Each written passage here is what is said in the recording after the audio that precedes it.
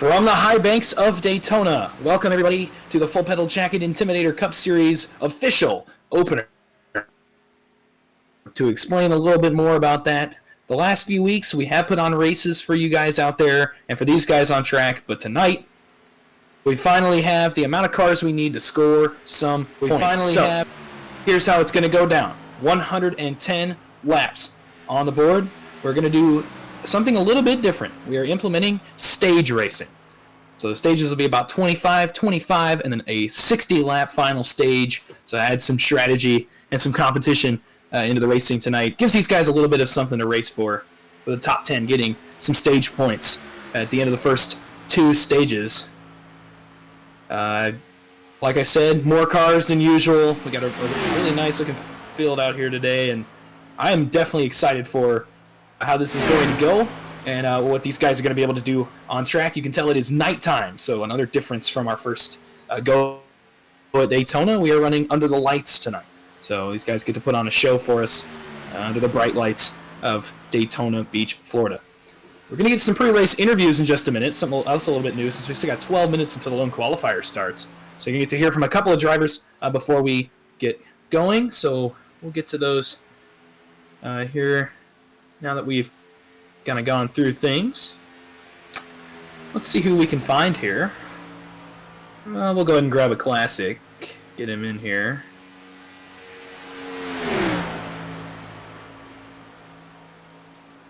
Zach Comella is the broadcast booth. You got me? Yes, sir. Well, we are back at Daytona. We're finally scoring points, and we got a really great-looking field of drivers out there. What does it mean to you and the other admins and really creators of Full Pedal Jacket to have this kind of a show up for tonight's race? Well, it's honestly just a testament to Peyton's hard work and a lot of the guys that were working the last couple weeks to make sure that we had some guys here in the field. A lot of returning drivers, but also some new faces, some guys with talent. So it should be interesting, especially with the stage racing tonight, to see how everything falls into place. Definitely, for sure, and we're going to have a lot of fun watching up here. Now, as for going to you personally, as we start to tackle Daytona again, you ran well here the first time we ran on this speedway, so how are you going to attempt to tackle it tonight, especially without your usual teammate DJ Thomas in the field? Well, I mean, I got a good team of guys over at Bentley now who are real locked in, ready for this race. I plan to work with them majority of the night. This race is going to be about patience and pacing. So we want to be sure to, stay in line, make sure the draft is in effect the whole race, and, make sure our pit strategy is on point if we get some long green flag runs. And other than that, it's just going to be about trying to survive and be there in that last lap, For sure. Well, we wish you the best of luck as well as the other guys in the field, and go see what you can get done tonight. All right, man. Take it easy.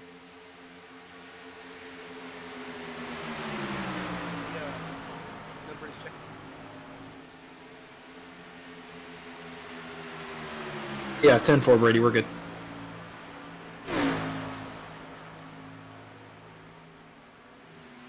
I know is Zach Comella, obviously one of the familiar faces.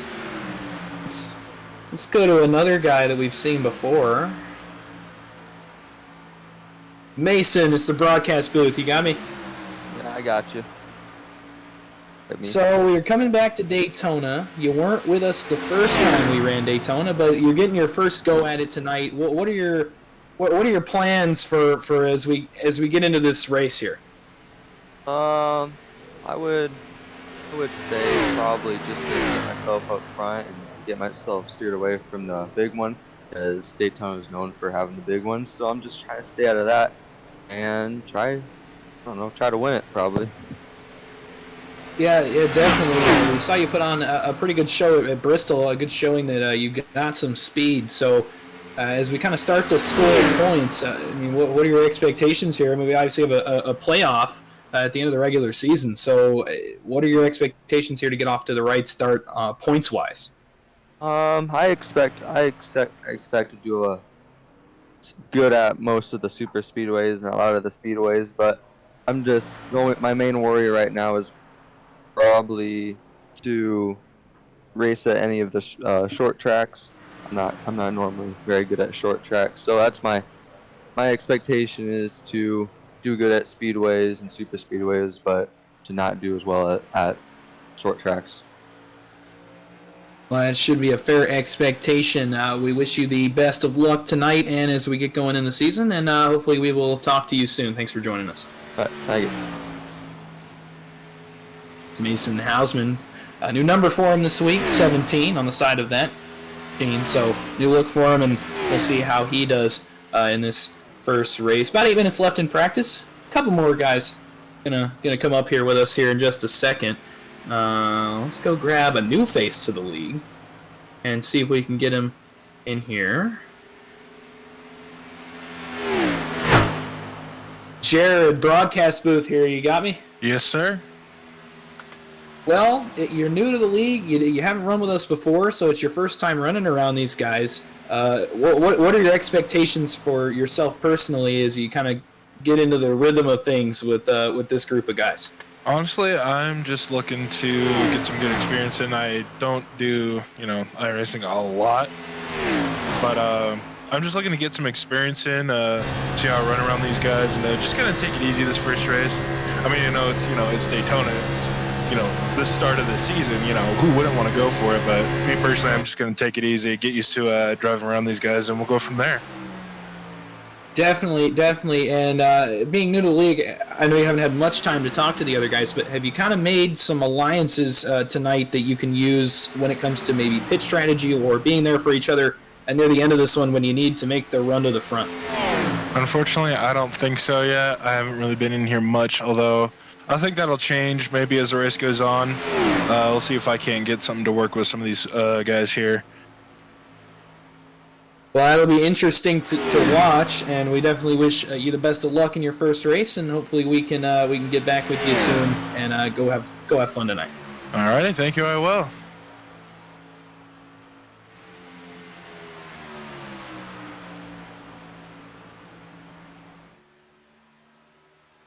Was Jared Sherlin, another new face to the league. So good to see some guys that are kind of getting into this, some new faces in with the familiar ones you've seen already. Definitely a much bigger field than we're used to. So we'll see how that shakes out when it comes to race trim. Just under 6 minutes now until our lone qualifying session, which will determine the starting grid for tonight's race. So let's go find another couple of people, because why not? So let's go ahead and bring in, see if we can grab him here. Clint McGill, we're up in the broadcast booth. You got me? Yes, sir. All right. Well, we've seen you race with us a couple of times now, and definitely you've shown that you've got potential. And tonight, obviously being Daytona, you can get off on the right foot. So, what are your plans as we get into this race tonight to kind of make your presence felt in this league? Well, I'd really like to just go out and have a pretty good, strong show, and I want to try and get at least top 10 in one of the stages. Hopefully, have a good finish overall.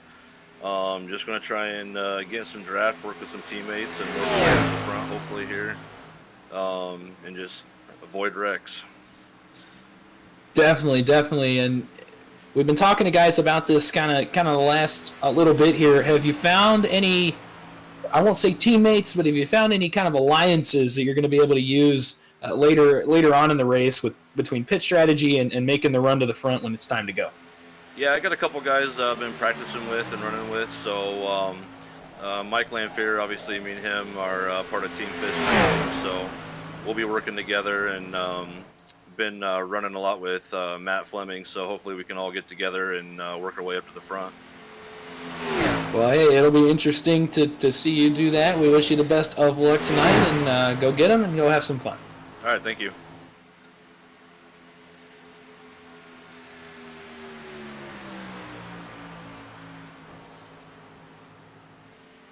So that was Clint McGill, driver the number 19. Saw him race the last time we came to you from Bristol. So good to see him back again, and definitely a guy that could be up there near the front at the end of this one. A guy I'm not going to count out at all for this race. Looks like we got at least one more interview. I'll kind of go through and see if there's anybody else that wants one, but we're going to go ahead and get one last guy in here for now. Matt Fleming. We're up in the broadcast booth. You got me? There, I got you. All right. Well, we've seen you a lot already. You're a very familiar face to the league, but you're finally getting to the point where you can run consistently without any connection issues. So coming into Daytona tonight, what are your expectations for yourself, and how are you going to go about trying to make your way through this race? Oh, well, hopefully we get a good qualifying spot here. Just kind of feel the field out for the first few laps. Try to get up to the front so we stay out of as much havoc as possible, and see if we can get some of our teammate cars up there and see what we can do on these stages, and then see if we can pull off that win for the number 88 Beer Nuts car. Yeah, definitely. And going back to the stage racing, you kind of mentioned it there. What effect does it have on you guys as drivers to know that we're going to have some points on the line during the race instead of going green to the end and kind of relying on a finishing position? Well, I mean, if the stages, points are always going to be valuable. So instead of just hanging back until, the final few laps of the whole race, I mean, now we got to go and fight for those points here at the lap 25 and 50. So you're going to see a lot more hard charging early on. Oh, yeah, for sure. We got about 2 minutes left of qualifying, so we're gonna let you get back up to your team. Good luck tonight. Have some fun and put on a show for us. Hey, thank you very much.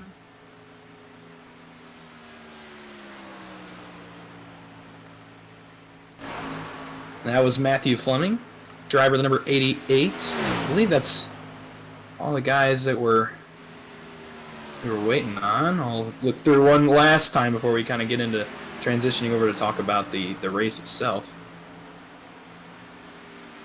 And it looks like that is the case. So, lots of guys in here. Lots of guys ready to put on a show and make their names known tonight. I'm waiting for the ticker to kind of go through to see how many guys we've had to run a practice lap, and it is 19. So, a good-sized field. It's going to take some patience. It's going to take the right move at the right time. Might take some strategy later on. And maybe not for the first two stages, but definitely for the third one. And so definitely it's going to be something to watch as we kind of get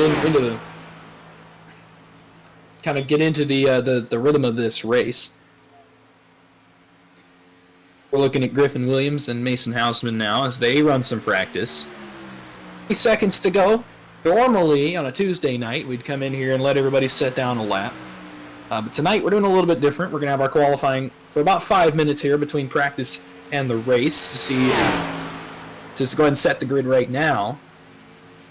So that will be a definite change from what we're used to, but it's definitely going to hopefully work out to set the grid just a little bit better. Keep looking around at some more cars here so we can find. There's TJ Roberts. Similar paint scheme on that machine. There's Jared Sherlin, the newcomer, drafting with Michael Lanfear. Saw a little bit of Michael Lanfear a couple weeks ago at Bristol. He got in a little bit late, but now he's in with us on time, and he's ready to let it rip here in just a few minutes. Practice is wrapping up now, and we'll get into qualifying. And so as qualifying kind of goes, it's iRacing qualifying like you'd see in a normal session.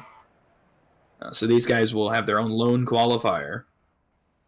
So it gives me a little bit of a chance to take a break.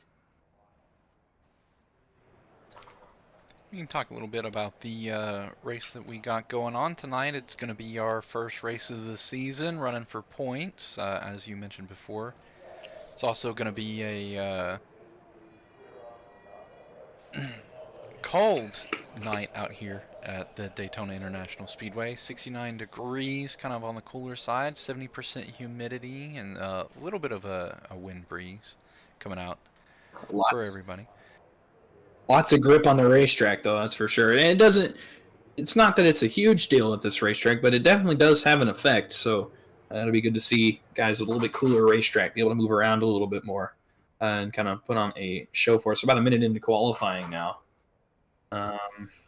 One thing that not everyone may know who's joining us here tonight, we're running at 65% fuel, and now we've already done one of these races in the past. We can see guys stretch it out to anywhere between 36 to 42 laps on fuel. So for the first 2 stages, everyone's going to be looking at racing as hard as they can and getting position. But for that last stage, pit strategy is going to come in to be a pretty big aspect of the race. We've seen it in a couple of the races that we did before, to where some guys had some really, really good pit strategy, and maybe some late cautions might have messed it up, and it'll be interesting to see how it plays out tonight. So we got a little bit of a development here late in qualifying. We've been joined in the booth by DJ Thomas, who we mentioned earlier. DJ, how we doing this evening? Dawson's going pretty fine. Can't wait to watch the first official race of the full pedal jacket season. It's a bummer not being able to be out there with all the guys, especially my new teammate Griffin Williams. Brand new to the league, brand new to everything. Kind of taught him under my own wing, I guess, to help him get better. So I may not be there in person, but I'm still gonna be on the box for him. Not from my computer or from my house, but I'm just gonna be in his ear, talking to him, helping him out through the race as I watch it from home, or from wherever I'm at. But I'm just gonna help Griffin best I can, and I'll be back next week in the car. I'm gonna go get a win. Yeah. So definitely going to be good to see you back in the car next week. It sucks you can't race tonight, but definitely good to hear from you tonight, and we'll let you get back to bugging Griffin. Yes, sir. I'm gonna get down to doing that, just to make sure he doesn't do anything dumb. Long race ahead. I know how these races feel for all these guys out there, so I hope they all enjoy themselves. Hope Griffin has a great night. Hope you guys here in the broadcast booth have a great night. I'll let you guys get back to it. Thank you for that one. Thank you, sir. Have a good one. Yes, sir. You too. DJ Thomas, like he said, he's not with us tonight. He'll be back with us next week to run for his first points race. We take a look at the qualifying board here as we kind of get within about the 1.5 minute mark or so of qualifying ending. Top of the board right now is Zachary Lima, which is not surprising. Good to have him back with us after he missed a couple races. Some work time conflicts, so good to see him back, and he is on top of the board. TJ Roberts is up there. Also not surprising, a really, really solid plate racer. And I definitely expect for him to be up at the front like he was the last time we came to Daytona. Brady Shue is up there. We've seen him at the front a lot this year as well. There's Steven Korsak, the second on the board. Again, not surprising at all that those two are going to be at the front of the pack. We talked about it a lot last time we came to this racetrack. And it'll be interesting to see if they can race the same way they did last time. Obviously, last time had some issues with staying together and really working together as we went through. So, wrapping up qualifying, we're going to go through the whole grid, hopefully, tonight. We got about 25 seconds left until these guys can start gridding. By my count, about 21 cars could take the grid here, if I'm counting correctly. So a good-sized field tonight, for sure. About 8 seconds left in qualifying. So we'll get into the race session. We'll let guys start the grid and get into talking about the grid as these guys get ready to roll off tonight. Yeah, a little bit of unorthodox for us tonight as well. Like we said, normally we have our qualifying sessions on Tuesday, so you all will be able to join us every Tuesday night at 8 p.m. Eastern. If you want to see how qualifying goes on and maybe hop in and get a little preview of how guys are running laps at the tracks. All right, so as guys start to take the grid, we'll kind of let them.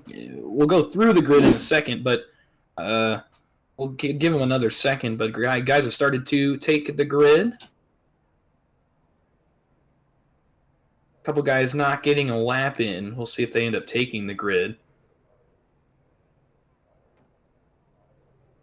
But we'll start to go through it.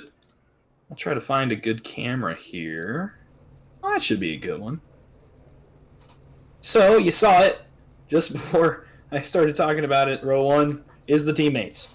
Zach Lima on the pole, as expected, and outside of him, his teammate Steve Korosek. Starting on row 2, it's going to be TJ Roberts, and outside of him, a new look for Brady Shue in the A-Shock Chevrolet.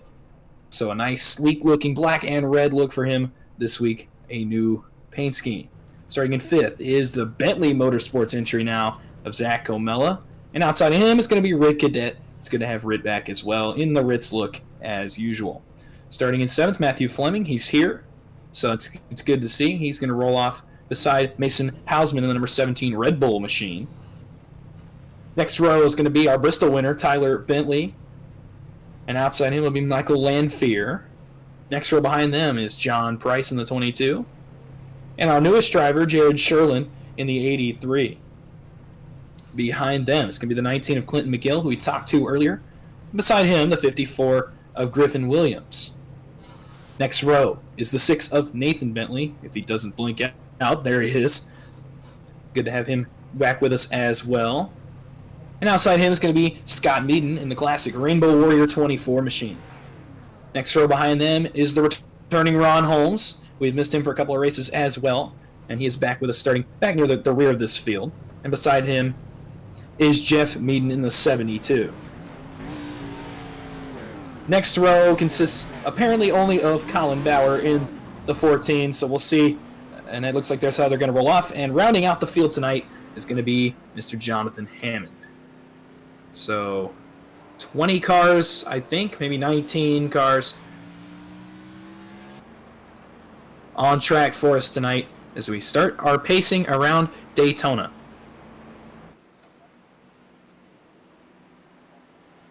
$110 laps on tap for us tonight. So I adjust my sound just a little bit. There we go. So you'll see 19 cars take the green flag here to start our race off. And a reminder, at lap 25, we'll give out our first stage points of the full pedal jacket season. So the top 10 at the end of stages 1 and 2 will receive stage points. Pace cars in the middle of 3 and 4. It feels good to get to this moment. 19 cars are ready to let it rip. You see them there, coming off turn 4. The pace car will make the left down to the pit lane. And for the first time in Full Pedal Jackets history, we're running for points. Pace car is off. The teammates of Lima and Korosek bring them into the restart zone. They get the green flag. Green flag, we're underway at Daytona. Good start for the first two. A little bit of a, not a bad start, but they do get away from the field a little bit from the second row. So they will lead the field down into turn 1 for the first time this evening. You see TJ Roberts there getting a good push from Comella. You'll see Lima move up with his teammate. Over to TJ Roberts. They come down the backstretch for the first time. Roberts with Comella on his back bumper, pushing pretty hard, trying to get those two out front early on. See a little bit further back, cars like Jeff Meaden and Colin Bauer are kind of dropping off the back of the field, maybe hiding their time, waiting for guys to wreck in front of them. We'll see if it does happen and that pays off for them. Coming down to complete lap number 1, it'll be TJ Roberts out front. And two pair really up front controlling this race. Roberts and Comella on the bottom and Lima and Korosek up top. Matt Fleming has found his way to third on the inside. Brady Shue is third on the outside right now. Tyler Bentley about 3 car lengths back, also on the inside line. See Griffin Williams move up back a little bit further in the pack. He moves around Scott Meaden in the 24. And Lima pokes his nose out here for just a second to the lead. Brady Shue, you see him move down right there in behind the 88. So guys starting to transition a little bit more in the bottom lane. See still a little bit further back. Those 4 cars we talked about just a couple of laps ago. Still hanging out back near the back. Kind of waiting, being patient. You heard Zach talk about it. This race was going to be based all on patience. Making the move at the right time, not forcing anything. Laps on the board. And Jared Sherlin, you see him up here in the lead pack, hanging around on the outside right over by Clint McGill. So already a good-looking effort from the 83. Oh, a little bit squirrely there back around Tyler Bentley in the 55. And, oh, they're wrecking. Big wreck. Big wreck there. That's Oh, kind of interesting man. there. I saw some smoke. I'm not really sure. I think a car may have blinked out just for a second. And we got a lot of torn up race cars early on in this one. Saw Brady Shue was in it. I think the car that blinked was the 27, if I saw it correctly at least. As always, we can go back and check out our yellow flag here and see what happened.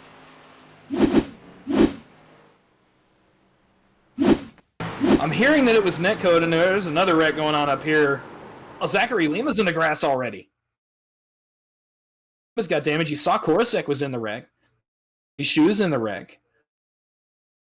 There's a lot of torn up race cars. Early in this one, Mason Hausman is damaged.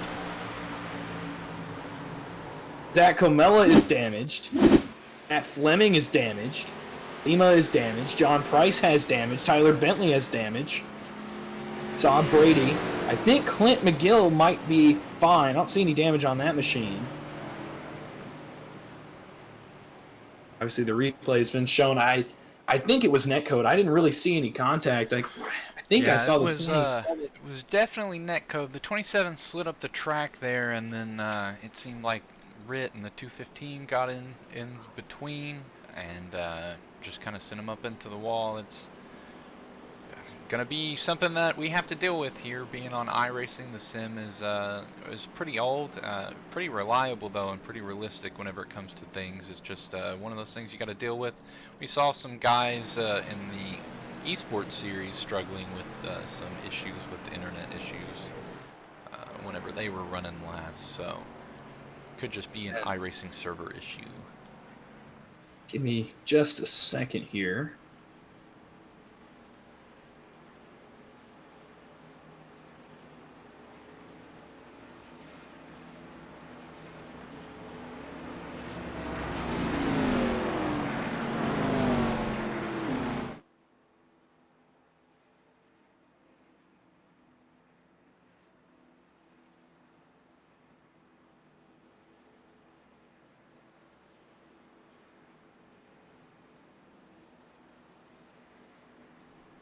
Couple of guys already going in and pitting. It seems like some of the guys maybe not in the caution, might be trying to extend their time on through the second stage. Got some inside scoop there from the driver chat, which I can hear in my ear. And from what I heard, the 27 didn't netcode, but blew up, trying to push the 5. So an early temperature issue there for Steve Korosek. Now, it looked like he may have also blinked out at the same time, so maybe a combination of problems, but definitely not a recipe for anything good. So a lot of these guys behind the 8 ball now when it comes to losing a fast repair 5 laps in. Yeah, the one good thing that we've said here, if you haven't joined us before, everybody here has 2 fast repairs. You got 2 chances to get back in the race. If you crash out and after that you're stuck there letting the guys in the pits beat and bang on the car and try to get it up and running like normal as best as they can. And I want to note real quick, we were supposed to have Derek Preston before the race. We were supposed to have him on the grid. Unfortunately, he did not make the grid. He had a connection issue, ironically enough. So he is in now. He'll be multiple laps down, but luckily only about 5 laps in, he should be able to hopefully get back into it. We saw it the last time that we were here. Colin Bauer started about 8 laps down, got all the way back to 3 laps down before he finally got the race finished with for himself there. So it's very possible to come back from multiple laps down. Daytona's a track that, you know, a lot of cautions can happen really easily. All it takes is a little bit of a slide up the track here or there, or trying to shoot for a gap that maybe is a little bit too small, and then you get cars going around and flying through the air.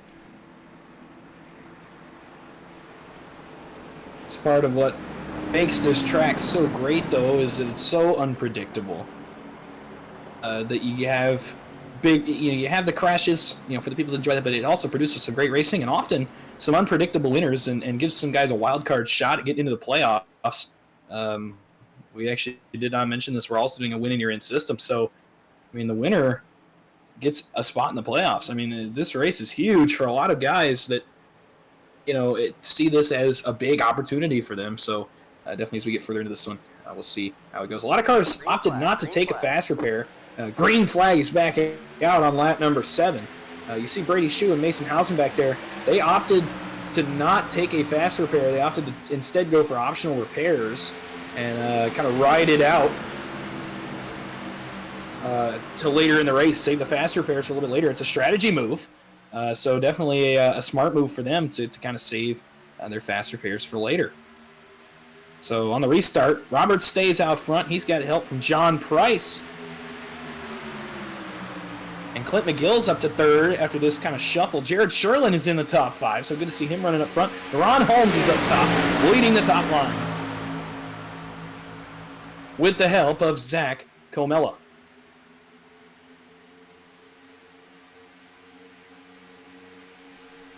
And temperatures could be an issue here. I mean, we saw already one car might have blown their engine there, is what we heard.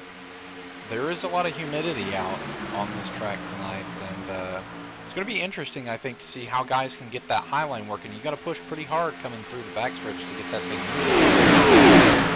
Yeah, a lot of guys now opting to stay a little bit farther off the other cars, kind of take their time, bide their time, and figure things out here as we go.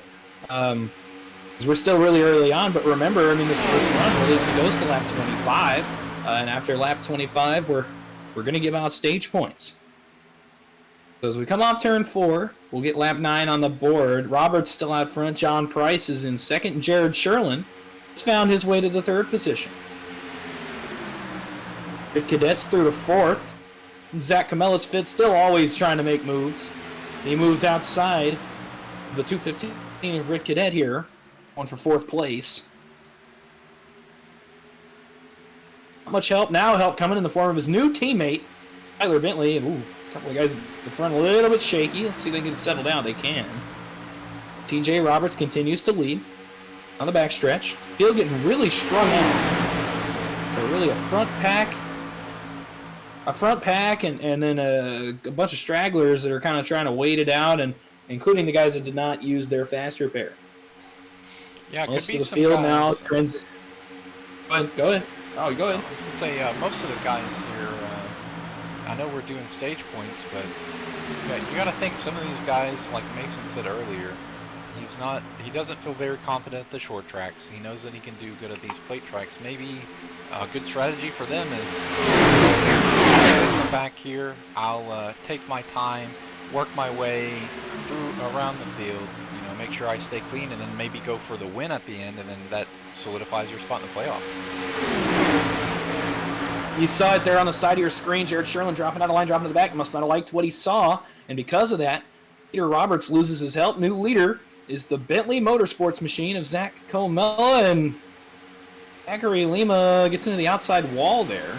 And cars in the wall closer to the front of the field. That was the 19 and the 22. Field scrambles.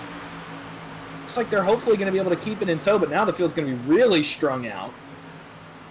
They're still... Well, let's see if they can get it sorted out. See if we can sort things out. Clint McGill's kind of dropping a little bit back through the field here. He's kind of stuck in the middle. They're going to split him. And his teammate's going to go around him as well. It's another team that I haven't mentioned too much. That's Team Fist Racing. That's Matt Fleming, Clint McGill, and Michael Landfield. And Brady's going to take him 3. That's okay. The field is really strung out now. So we're going to go back up to the leaders here, but the field is really strung out. So at the front, it's the 2 Bentley Motorsports cars of Zach Comella and Tyler Bentley, the Bristol winner. So good to see him continuing his positive momentum. We're 12 laps in to the 110-lap race here. Ooh, coming out a little bit squirrely there off 2, maybe. Field's almost all single file. Oh. Might be sliding down trying to give Tyler some air. I know they probably want to be pushed probably want to be pushed pretty hard. Knowing Camella, he's full throttle. Don't lift, don't stop on these tracks. So. Oh, for sure. So we got our front pack here. That is Camella, Bentley, Roberts, Scott Meaden, Red Cadet, Nathan Bentley. So 3 Bentley Motorsports cars are up near the front. We got a second group back here that's led by the 4th Bentley Motorsports entry of Ron Holmes. And right behind them are the BPPR teammates of Steven Korosek and Zach Lima, who have found each other again. Along with them are Jonathan Hammond and Colin Bauer. And they have caught the first group for the most part. So it's really one group now. Jeff Meaden back here as well. And then you got another pack. Matt Fleming is back here. John Price, Brady Shue, Mike Lanfear, and Jared Sherling. And then behind them are a few cars. Griffin Williams is back there. Mason Hausman is back there. And Clint McGill is back there as well. So back up here to the front. Not much has changed except for you see them up top. It's the BPPR cars of Korosek and Lima. And Roberts is going to move up in front of him, so he'll take his turn on top. See what he can do. He gets a huge push from the 27 down the backstretch. He's going to nose ahead for the lead, headed for turn 3. Will he clear the 4? Yes, he will. He stays up top, though. Now he starts to move down. Ooh, a little bit shaky there. Got a little bit close. They sorted it out, though. So Roberts noses out front again. We'll see if he drops down in front of the 4. Now the 4 gets a push from his teammate and noses back out front. 11 laps to go in stage 1 right now as they run. The 10th place car is Ron Holmes, so he'd be the last one to receive stage points. You're going to see him come into your frame. He'll be battling, with, it appears, with Jonathan Hammond, Nathan Bentley, and Colin Bauer for that 10th position. Back to 2 wide racing near the front. And now Roberts moves down. So new leader TJ Roberts now. He gets back out front. And here comes Steve Korosek up top, trying his turn to get out front. He gets a good push from his teammate Zach Lima. They've got the help of Scott Meaden up top. So 3 cars moving pretty well up top right now. And 6... make it 7 cars have kind of broken away up here at the front. Pretty good side draft there from the 27s. These front guys are definitely racing hard for this early in the race. With under 10 to go in the stage, obviously, you're going to be running a little bit harder now, knowing that points are on the line. At the end of the next 10 laps. And TJ Roberts is actually going to pull ahead now. So you see him coming here on your frame, about 11 cars at the front, 11 cars at the front. Scott Meaden's now dropping back towards the back of this first group. Second group, check on them real quick. It's led by Jared Sherlin right now. This is mostly cars that decided not to take a fast repair. But they decided to drop back like Jared Sherlin and kind of onto what they've got back there and race a little bit later. So still a battle for the lead. It's Korosek with his teammate Lima, and now Red Cadet is up there as well. And on the bottom, it's Roberts with Camilla and both Bentleys. As Nathan Bentley's joined this front group now. About 3 car lengths back still. Ooh, a little bit of a shake there from Red up top. He holds it together. We'll have 8 to go in the stage here. So at the conclusion of lap number 25, we will throw our first stage caution. The top 10 when scoring updates will receive the playoff points.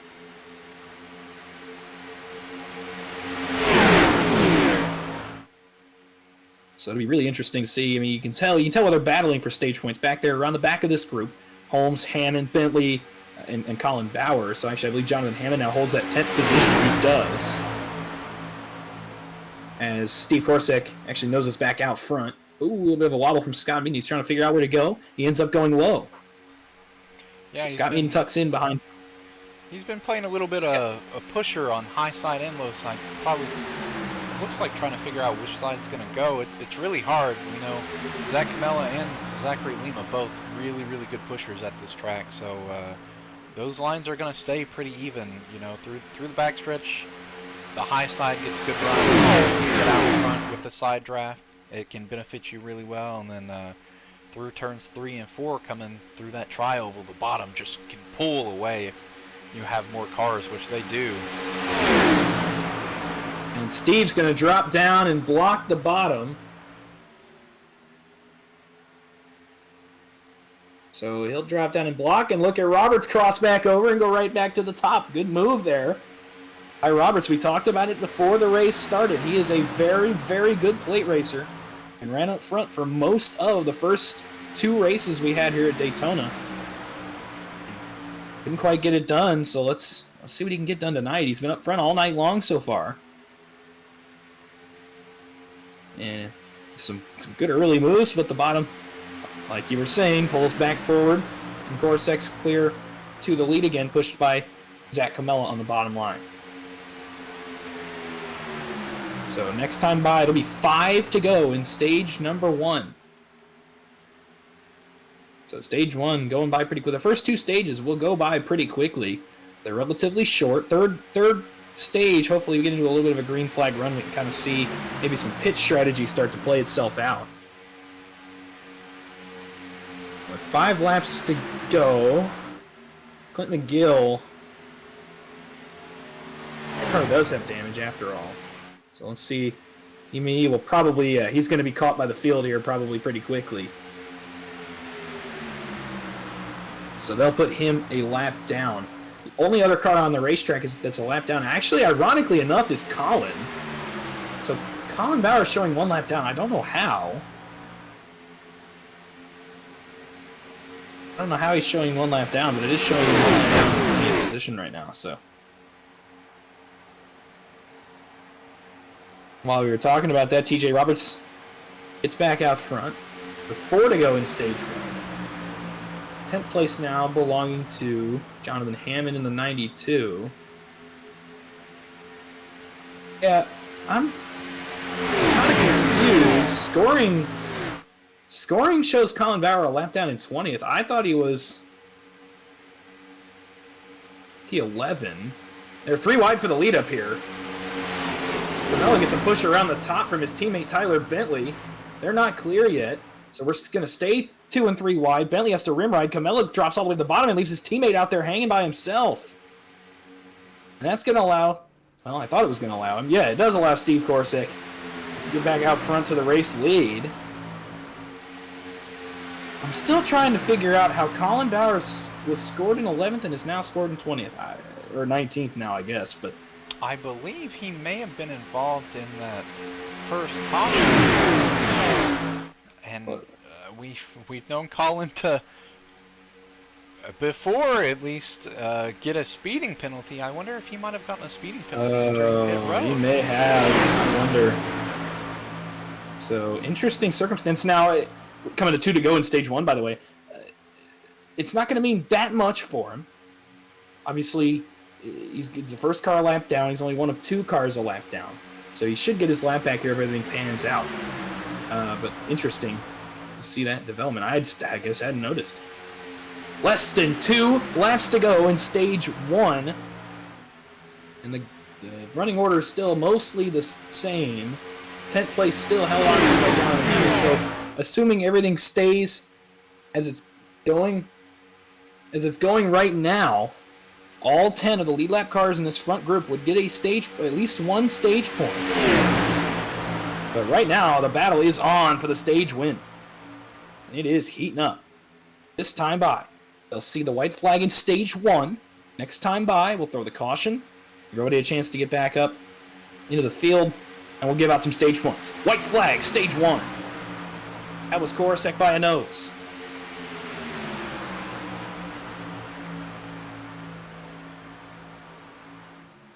Camella leads them, followed by Roberts and Bentley. Caution. Camella leads down the backstretch. Roberts peaks, can't find anything. Camella's still leading, halfway down the back, coming for turn 3. Here they come on the outside, though. It's Steve with a big head of steam. Can Roberts get back to the back bumper of Zach Comella? Lima's leaving off the 27 a little bit. They come off turn 4. They'll see the end of stage 1. Photo finish down to the line. It is Zach Comella winning the first ever stage. Yellow, yellow, yellow. In full pedal jacket history. Ooh, we got cars slowing down back there. Let's hope they don't wreck under caution. They're not going to. So,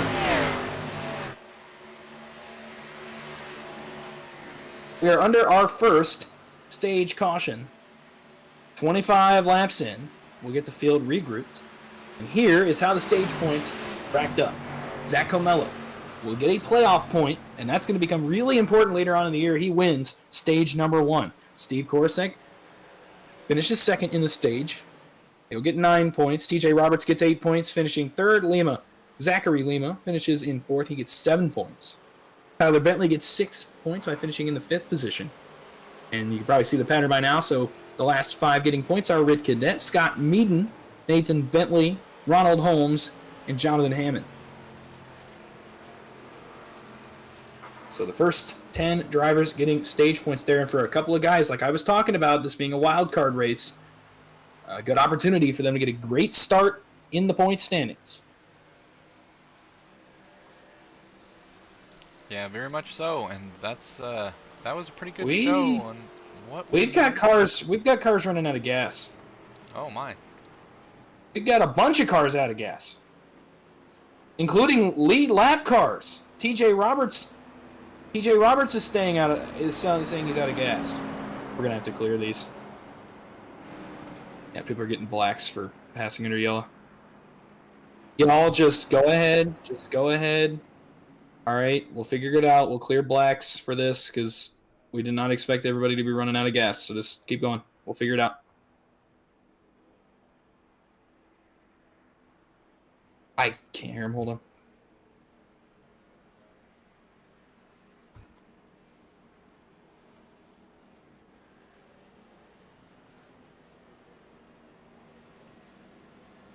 The driver's hitting pit road for gas, so maybe we were wrong. Maybe we are going to have some issues with fuel consumption. Yeah, you gotta. Well, I think the main thing here is the packs split up and broke apart. You get a lot of guys. Probably, yeah. With Because damage. we hadn't anticipated guys running out of gas and we went under caution.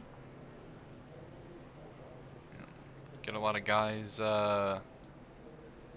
out in that open air, maybe running a little bit slower, getting around the track a little bit slower.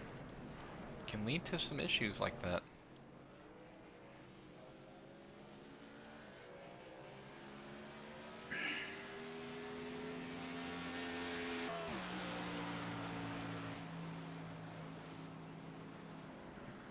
So we'll let everything shake out on scoring here, and we'll see what we need to do when it comes to run out of gas. Clinton McGill's out of gas in the middle of 3 and 4. So let's see who all's a lap down here. Colin Bauer's going to get the lucky dog, at least based on how things are going right now. And Jeff Meaden is, I believe, on the lead lap. I don't know why he's ahead of the leader, so he's on the lead lap. It's just he's caught behind the pace car. Scott Meaden as well is also, I believe, on the lead lap. At least that's where he scored. And you see Clint McGill. You're going to need to. 19 stuck in the middle of 3 and 4.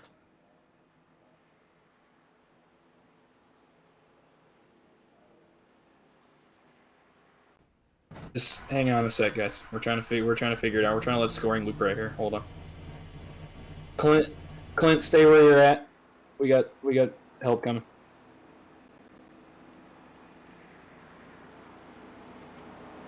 Oh, 10-4. Yeah, that works. No, you don't have to worry about it. Lanfear's going to push him. No, Lanfear's going to push him. Yeah. There are so many guys a lap down. What in the world? Okay, so I need to give guys waves. Guys are stuck laps down.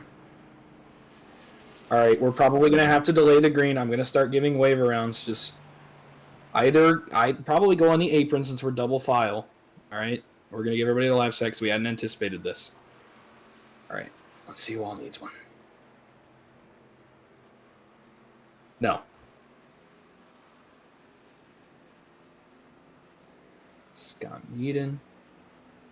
John Sherlin. John. Griffin.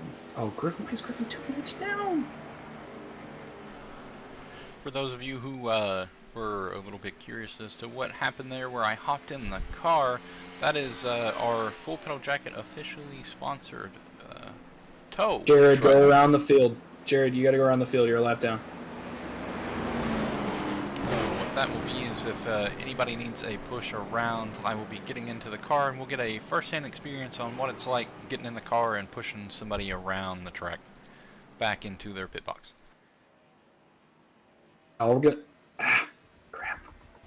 Y'all, we're gonna delay the green so everybody can get back in. Hang on, we're not going green. Oh boy. All right. Well, Griffin's 2 laps down. I don't think he's gonna be able to get 2 back right here. He's probably not gonna have time. He can probably get 1. So if you want to go ahead and hit Griffin, I didn't give him any. Clint McGill's back out as well, so you want to give him 1 as well.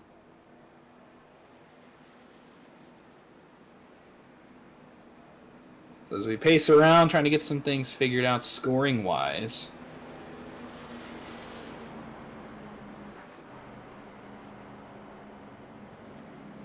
Griffin and Clint take 1 now, and then if you're not back on the lead lap, either under another caution in this stage or by the end of stage 2, we'll wave you back around the lead lap.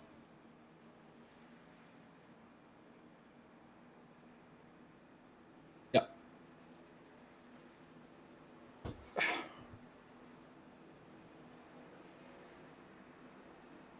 Alright, so I think we're finally getting everything cleared up.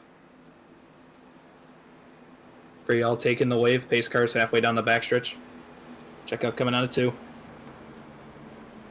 So it'll be interesting to see how this turn of events affects the rest of the cars that didn't maybe run out of gas. They might be thinking pitting right before the end of the stage.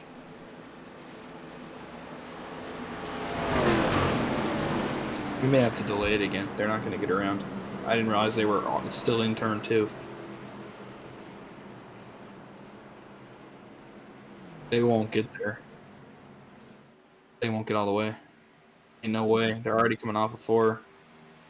I can delay it again, but that would mean going around another time. Just leave it. Oh. Pace cars in. Just there's no. Oh, Green it's flag, gonna. green flag. Green flag back out for stage 2.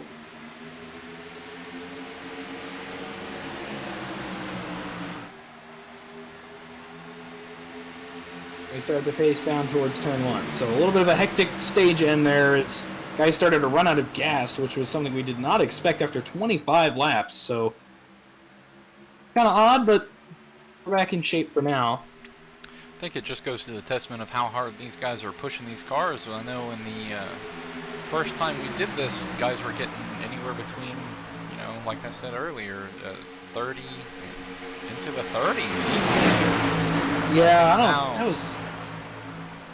It's just really odd. Yeah, I don't that know. and then the field splitting up, I think, definitely had something to do with it. Getting a lot of cars out in that open air. A lot of the guys who were on the lead lap did run out of fuel, but we noticed the leaders, a couple of the leaders didn't. So I think it's a lot of guys just left out to dry, kind of without any help.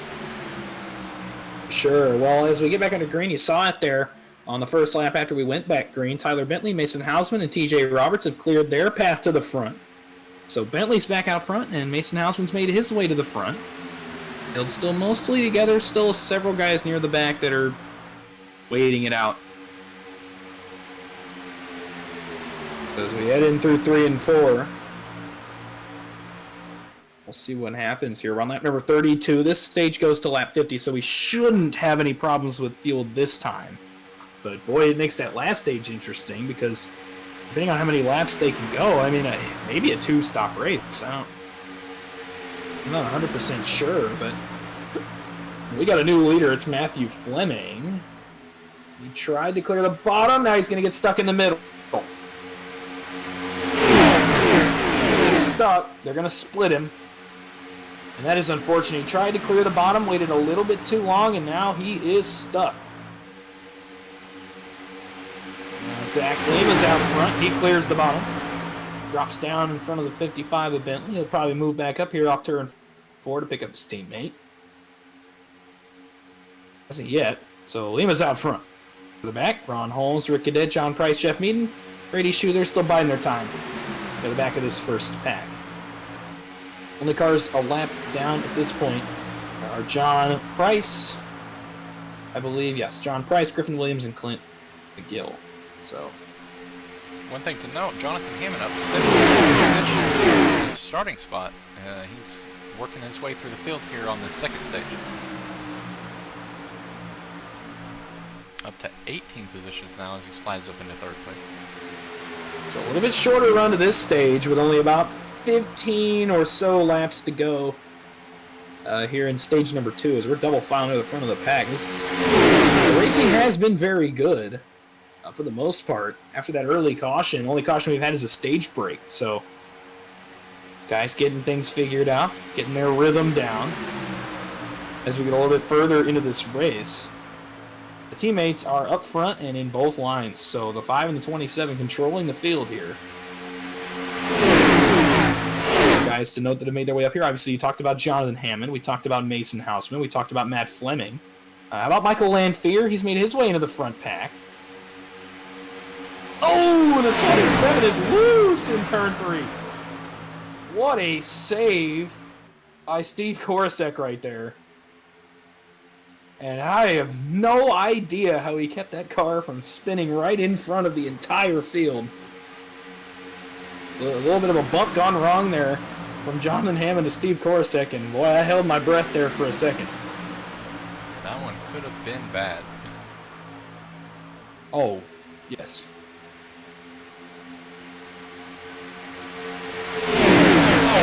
Come off 2. We only got 15 to go in stage 2. See, Nathan Bentley's made his way into this front pack now. And Colin Bauer, he's up top, and he is flying right now. The first guy to really test the third lane, and he drops in front of the 83 of Jared Sherlin. So a good move there by Bauer to gain a couple of positions.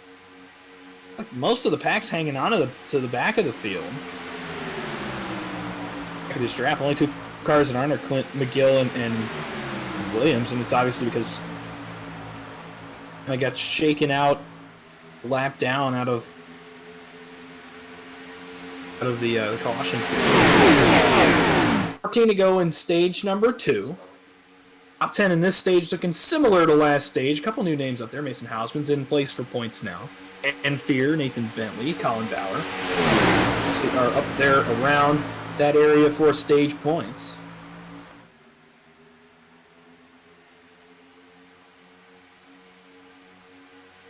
As we come down, it's still Lima and Bentley on the bottom, Korosek and Fleming up top.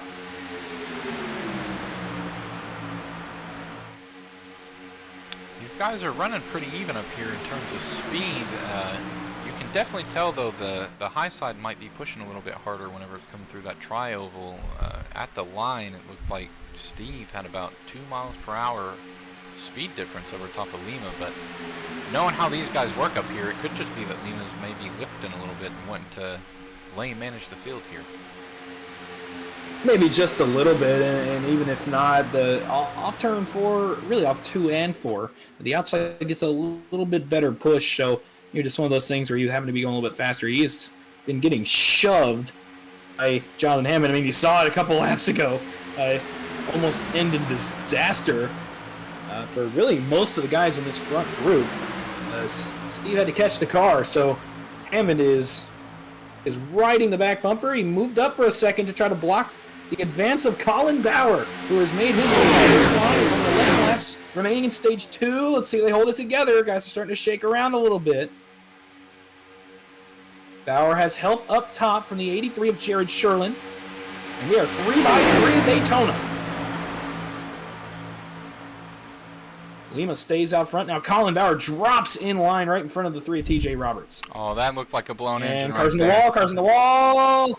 And, oh, cars making contact, and Brady Shue's around in the back of the field.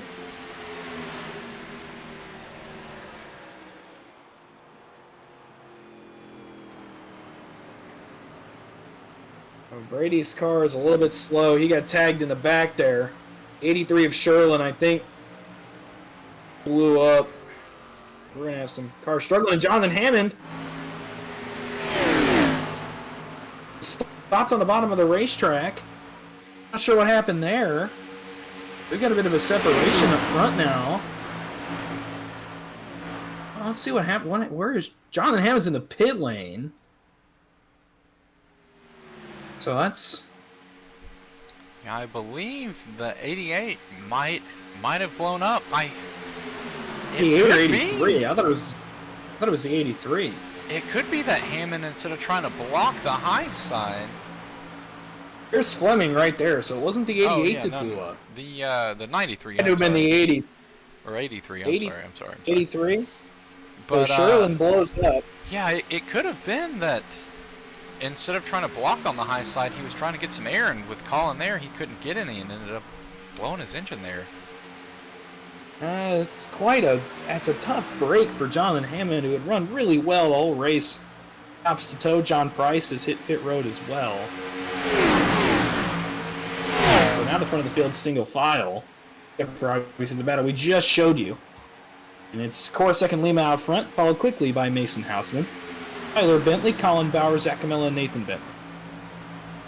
Sherlin is back on track. He's a lap down.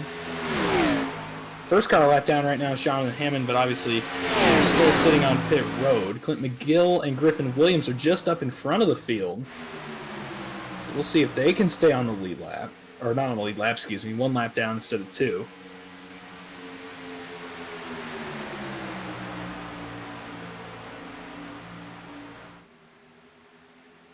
So we come off of turn number 4. We're going to have 8 laps to go in stage 2. Most of the front of the field kind of content to ride for now. Last car that would get points as of this moment would be TJ Roberts in 10th.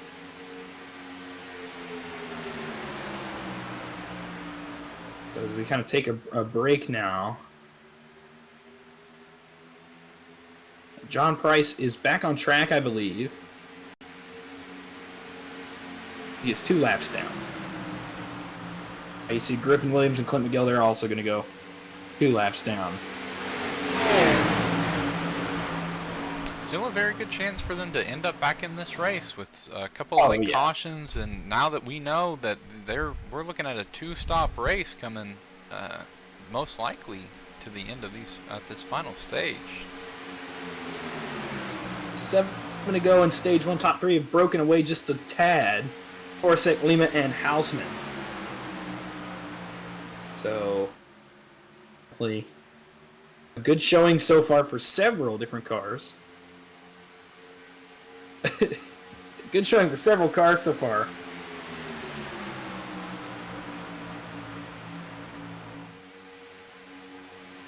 Only car 1 lap down right now is Jared Sherlin, and he has found his way back on track. He's back with Scott Meaden.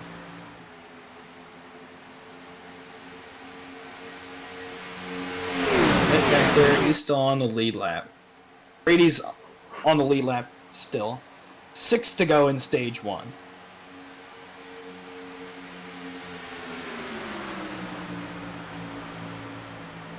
Jonathan Hammond is still not back on track yet. He's 3 laps down, and it's just a really tough break for a guy that's run well before.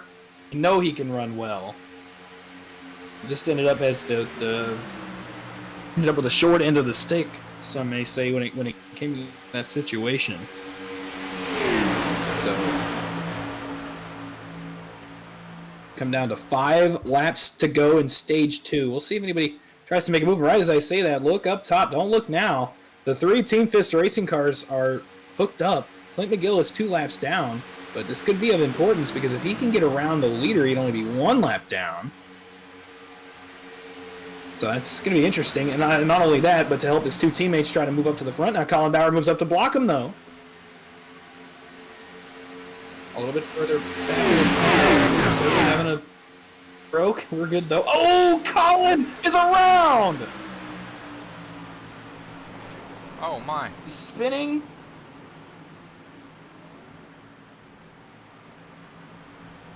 He's off the racetrack. Cutting through the bus stop there. Thank you for the Yellow, follow. yellow. I saw that there. Oh, the yellow flag is out. We're going to make this the pretty much the stage caution. The caution is going to last till the end of the stage, so we're going to end the stage now. So we're going to sort out top 10. We'll just get lined back up. We'll figure it out in a little bit. Just get lined back up. So we're going to cut the stage off there. They threw a caution for 6 cars that were off the pace in turn 3 with cars bearing down on them. Yeah. Yeah, we'll go back there and 10. see what happened. Well, looks pretty much like the 013, maybe Michael Lanfear and of Colin Bauer had some contact. So with that, the stage winner is Steve Korosek. William was second, Houseman third, Bentley fourth, Roberts fifth, Mike Lanfear in sixth, Nathan Bentley seventh, Camella eighth, Ronald Holmes in ninth, and Jeff Meaden gets his first stage point. He finishes in 10th, so Steven gets the playoff point now for winning the stage. And these guys will pit for this last run to the end. And it should be a good one. I'm really excited to see how strategy pans out. Now you're looking at, instead of racing to the next flag, racing to your next pit stop.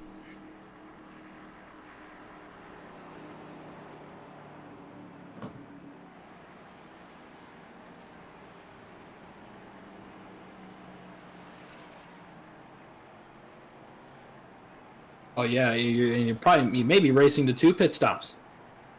How about that pit stop for the 4 and the 6? They're going to come out in front. Nathan Bentley wins the race off pit road. I don't know if we had any cars stay. Does not look like. See, we anybody did. stayed. Actually, well, TJ Roberts may have. He's going to inherit the race lead. Jared Sherlin is back on the lead lap. Oh yeah, very much so. TJ Roberts did indeed stay out. Oh, I'm hearing he got an entering closed pit.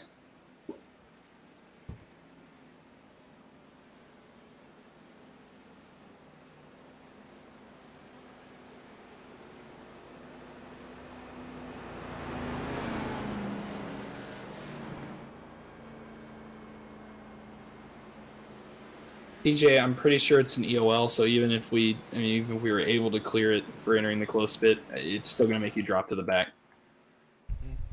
It's very unfortunate for TJ Roberts. And it's a tough break for him. So, well, is everybody pitting again? Okay, guys are pitting again. That's going to hand the lead over to the 5. I don't know what an extra lap's going to do.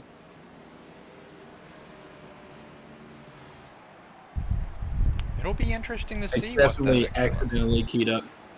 That's my bad. It'll be interesting to see what that extra lap will do.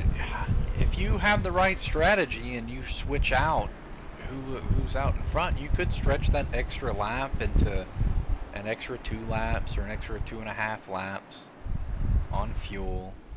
And it could just be that, maybe they didn't like the feel of the field up at the front and just wanted to drop to the back. We've seen that before from Zach Camella, I know for a fact, and now that he's on board with Bentley Motorsports, I wouldn't be surprised if maybe that strategy's kind of creeped in. Would not be surprised. So, only cars laps down are Clint McGill, Griffin Williams, Sean Price, and Jonathan Hammond. Hammond called it a night. Other 3 still running, so they'll start to run laps here and try to get them back. And we will have about 61 laps to go. So it looks to be a 2-stop race, barring cautions. So we'll see how that pans out. It could possibly end up being a 3-stop race if we get a break in the field and you got guys out here only as duos pushing each other around this track. That can really burn up your fuel and take a toll on the car there. Pace cars in. Pace cars off. We'll get to green with 61 laps to go. It'll be Lima, Hausman, and Korosek, the top three. Green flag back in the air. We're underway for stage 3. Good start for the teammates out front. They're easily 1-2. As we head down towards turn number 1, Mason Hausman will file into third. Yeah, this is the final stage. So, field kind of broken up a little bit as we go your way here. Ron Holmes has made his way to 4th. Scott Meaden has made his way to 5th. So good to see those guys up near the front. And then back here is where it starts to get a little bit more dicey. Clint McGill, there is 2 laps down, as well as John Price. They are both 2 laps down, as well as the 54 you see back there, Griffin Williams. But here you got Rick Cadet back here, you got Colin Bauer back here, Jeff Meaden is back here. Some good racing going on near the back of this field. And that's where you'll find the Bentley Motorsports guys, who waited an extra lap to pit.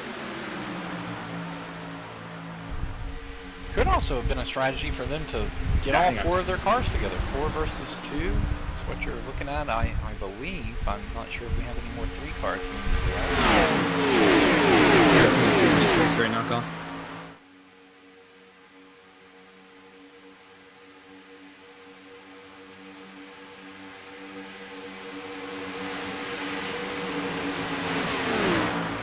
Back a little bit further. Brady Shue is taking one of his faster repairs. Michael Lanfear's dropped to the back. TJ Roberts sitting on pit road. He might have gotten a 45-second penalty for that entering closed pit. I thought it was an EOL, but is it a time penalty? It very well may be. I could have sworn that it was an EOL penalty. Yeah, so we'll have to see. Yeah. We'll have to see maybe a little bit later if he comes back out, or if maybe he's staying in for something that's a little bit more long term. Maybe he had to pull off and take care of something. So we'll see. See him rolling out. Oh, he's coming off the road, so that must have been it. Wow. So a time penalty for Roberts. So that's painful. Now, the good thing is it appears he only is going to lose 1 lap, maybe 2. Maybe. That's a big maybe. It appears he's only going to lose 1, though. At least for now. So Lima continues to lead with Korosek and Hausman. Behind them, followed by Holmes and Scott Meaden. Colin Bauer, the only car right now up top. Jeff Meaden's made his way into the picture. So Jeff and Scott Meaden are hooked up on the bottom now. So good to see those guys up near the front. John Price, we mentioned, is 2 laps down. He's kind of riding, trying to survive, trying to get laps back. Same with Griffin Williams. You saw him up there on the top line. That's the 54. Both cars that are 2 laps down, hoping to try to find a way to get back in this race. Field mostly single file, only a few cars choosing to be out there on the outside line.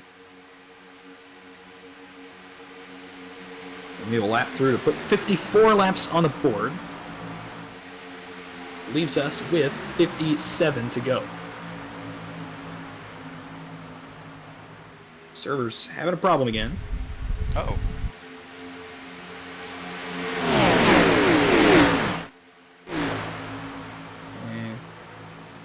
Tyler Bentley's on the apron.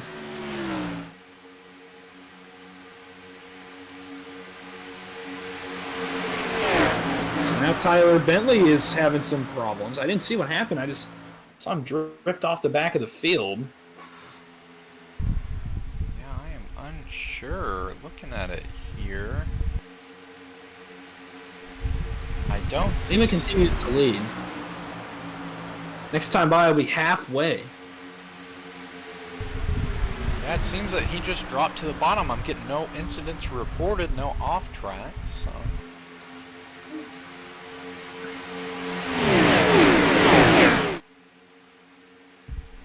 It might be a heating issue for a couple of these guys. Their temperatures getting up really high. I know he was back there with 3 of his teammates. Oh yeah, he's dropped way off the field. TJ Roberts is in serious danger of going 2 laps down here. We'll see if they can get a caution. I'll get caught back up. Maybe play some pit strategy while they're at it. Get a lap back. We'll see. Three-car breakaway again at the front of the field. It's Lima Korosek and Mason Hausman, who has apparently become their quasi-teammate. Those Red Bull cars got to stick together, I guess. Something like that. We get 3 wide back a little further. You see it right there at the top of your screen. Clint McGill going around Griffin Williams. 83 of Jared Sherlin also on top for the rest of the field, though. It's mostly single file. Well, now, right as I say, that Scott Meaden makes a jump out to the outside line. And he'll fall right back in. In front of his brother, Jeff Meaden. It's been kind of hard to run that high side from what I've seen. It seems to be really loose. I pulled up the weather here a second ago and saw that it was showing 73% humidity, so I know a lot of these guys come in just for fuel and don't take tires, but tires may be an aspect that will come into play with this if you can't hold a grip on the high side.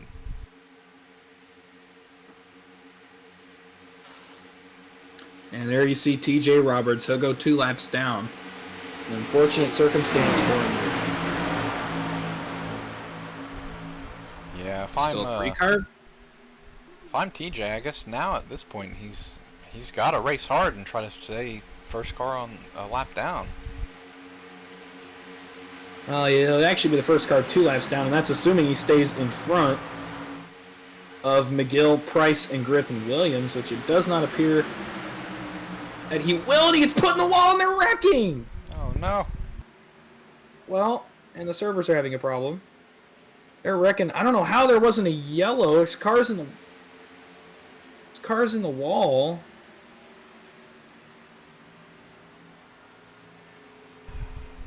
I guess everyone's maintaining some sort of speed. He's definitely down power. That may be the end for TJ. You got put in the wall. Repair, yeah. It's very unfortunate to see. TJ is a very fast driver.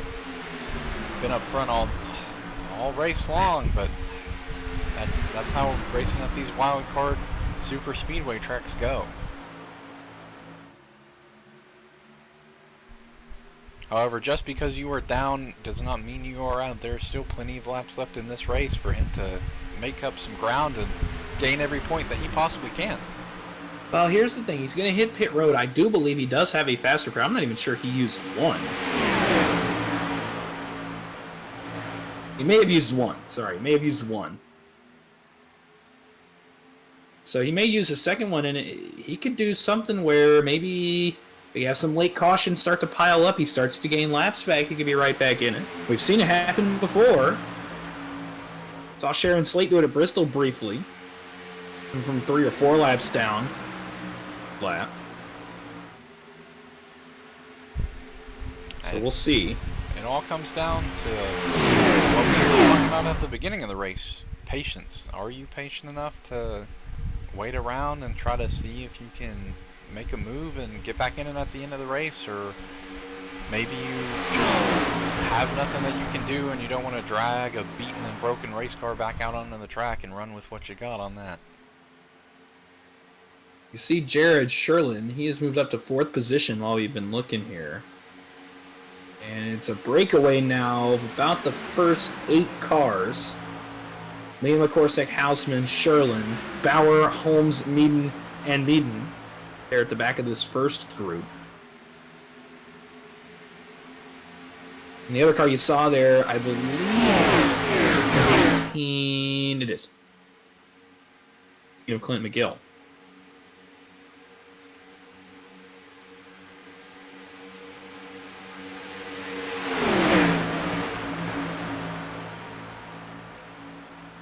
Perhaps, yeah, perhaps. I saw him run into the wall there, so you know what? He's probably got a fair point. He definitely did get doored into the outside wall. It's all things that we can review at the end of the race and see how this goes. He's still going though, and we'll see how things shake out as we get a little bit later on in the race. So. And that's a breakaway of about the first 6 cars. Oh, now you see Sherlin drop down to the bottom again. So maybe a temperature issue for the 83. I'm wondering maybe Last time when the 83 blew up, I'm wondering if he didn't have a chance to get out of line like he just did right there. And maybe he blew up, he had no choice.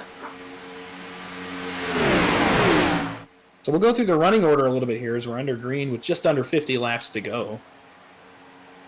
Leader is Zachary Lima. Behind him his teammate, Steve Korsick, who gets stuck on the base car. Third is Mason Hausman. Fourth is now Colin Bauer. He's made his way up through the pack. Ron Holmes is now up to fifth. Good to see him running top 5. You saw Clint McGill. He's 2 laps down. The Meaden brothers holding down 6th and 7th position right now. So then strong runs for them as well. Jared Sherlin is 8th. A solid run for him as the newcomer to the lead. John Price and Griffin Williams, they're both 2 laps down. Back here on the 18th position. And then you have the second group, and that's Zach Camella, Nathan Bentley, Rick Cadet, and Brady Shue. I wonder if So this they are the is a, like I was saying before, a fuel-saving play for them. You notice, have the map pulled up here for everyone to see. They're a fair bit back from that lead pack. But it could just be that these guys, you notice, speed-wise, Brady in the back, the 4th car in line, only going about 198 coming through the tri-oval there, which is a fairly slow speed whenever you're back there in line. I think they may be trying to stretch out this fuel situation and see how long they can go on a run here and figure out their pit strategy for the end of the race. Well, and I'd like to also mention that 3 of these 4 lead lap cars are Bentley Motorsports entries. So 3 teammates. They lost Tyler. Tyler's running back in the here, but 3 out of the 5 Bentley Motorsports machines are right up here at the front, or right up here at the front of this group. So they may be thinking a team strategy here.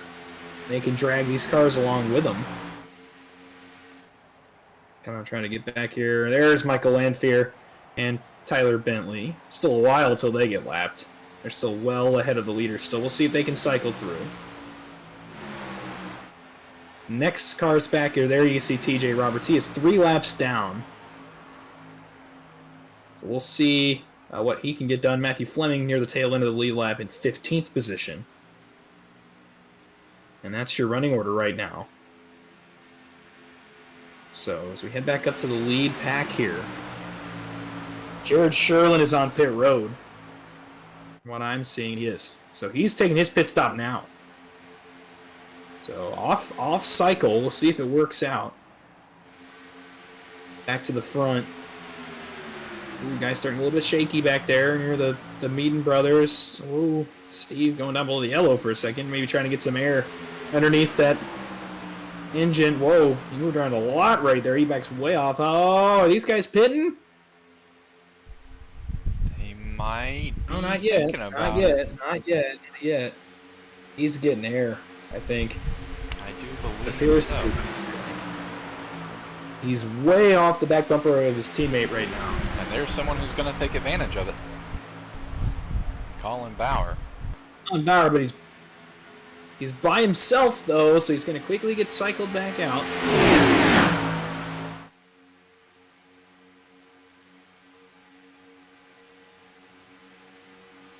He falls in line there in front of the 24 of Scott Meaden.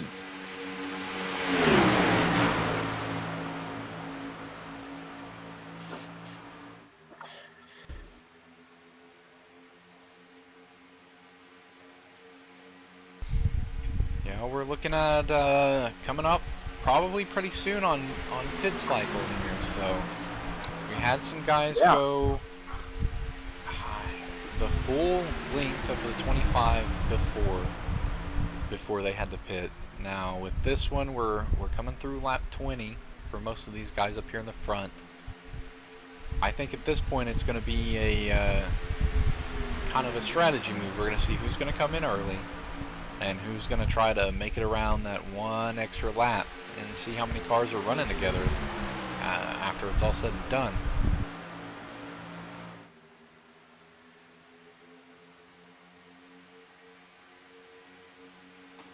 So lap 68 on the board. Right here we'll get 42 to go. So now still not a one-stop race. So it'll be interesting to see how pit strategy cycles out, even if we get another caution, the field's so spread out right now. It may be hard for us to even get another caution at this point.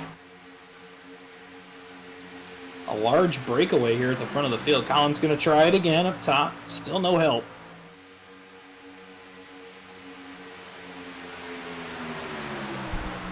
The gap is We'll have to increasing, see. I notice, between this lead pack and the Bentley Motorsports group behind them. Oh, it's not surprising, obviously, since I'm almost sure those guys are trying to save gas. I'm almost sure. Yeah, I know. Lifting, not really pushing very hard. You saw when we were back there, they were really, really far apart. I'm wondering if maybe those cars, and right as I say that, here they come. The Bentley cars are on pit road. Camilla, Shu, and Nathan Bentley. And we'll see if they try to pull their teammate here. Does not appear that they did. Well, I don't know where he is. No, they did not. So Tyler does not pit with them. And they'll bypass the lap car of Jared Sherlin now. So, the Motorsports guys, get together, as we said. So, that may be a sign here that pit stops are starting to get into view for a lot of these cars. The Bentley cars are coming out now. They're rolling off. They're together. So, they're going to be able to cycle out together. The 3 car, I mean, I don't know how many cars are going to fit in each cycle. I mean, it's 3 cars, but I'm starting to get chatter. Let's see. We got half a lap. And, oh, here we go. Oh, we got a lot of cars giving the equivalent of the hand out the window. We'll see just how many of them come on here. Off turn 4. They cycle down, and here they come. Lima, Coral, the leaders. The entire lead pack coming to pit road. So the lead pack pits together. That does not benefit the Bentley guys, especially Nathan is stuck. Actually, now he's going to pick up the 215.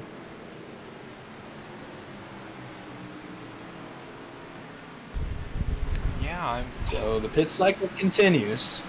I'm almost wondering if Bentley Motorsports took a gamble here just to try to see if they could make it on 2 stops instead of going for the 3. That's what that whole thing. It's a great stop. Great stop by these front 4. Come out nose to tail. 27 and 5, 14 and 17 come out nose to tail. The Bentley Motorsports guys are nowhere to be seen. So a good cycle through. We'll see here. Actually, cycles through the lead. It appears it's going to be these cars right here. But as for now, our reader And you is. see that? This is important. Oh. See TJ Roberts. He's not going to get around the 20. Well, they may let him go around here. So TJ gets one of his laps back. That leaves him 2 laps down. Well, now he's going to go right back to 3 laps down. So.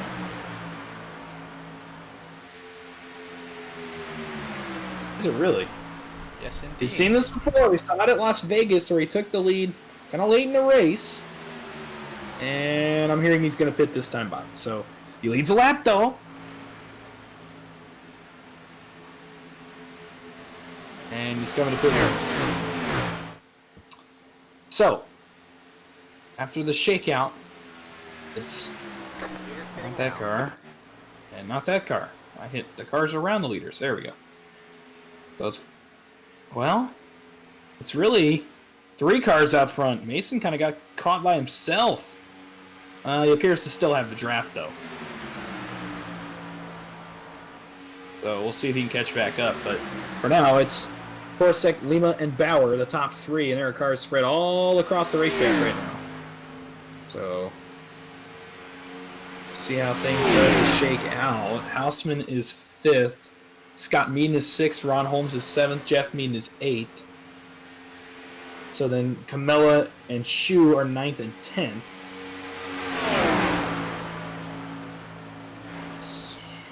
After them, now Tyler Bentley cycles through to 11th position. So There definitely is going to be one more pit stop. I don't think they can go 36 laps. Well, for these guys, 38, and for the Bentley guys, 40 plus on a tank of gas. They're going to either have to rely on a caution or another green flag pit stop. Yeah, very much so. Looking at it here, the longest runner we have in that entire group so far in the last 3 pit stops has been Ronald Holmes running a 27 lap stint. So they're definitely going to pit one more time. And with the field spread out, depending on how many guys you got running together, you may have to pit 2 more times, especially if it ends up being a green-white checkered. There's some sort of caution at the end. Maybe. We'll have to see how it kind of shakes out. I don't know if they'll have to pit 2 more times, but maybe once. We got cars that are going to go lap down here very soon. The next group, you have to look back to Meaden, Scott Meaden, Ron Holmes, and Jeff Meaden. They're the next group. They're 5th, 6th, and 7th. Mella and Shu are 8th and 9th. Tyler Bentley is with Michael Lanfair and Nathan Bentley and Rick Cadet. So that's the biggest group besides these 4. And you see Matt Fleming going a lap down. So Fleming will actually try to catch on the tail of this lead draft. And you'll see Jared Sherlin go a lap down.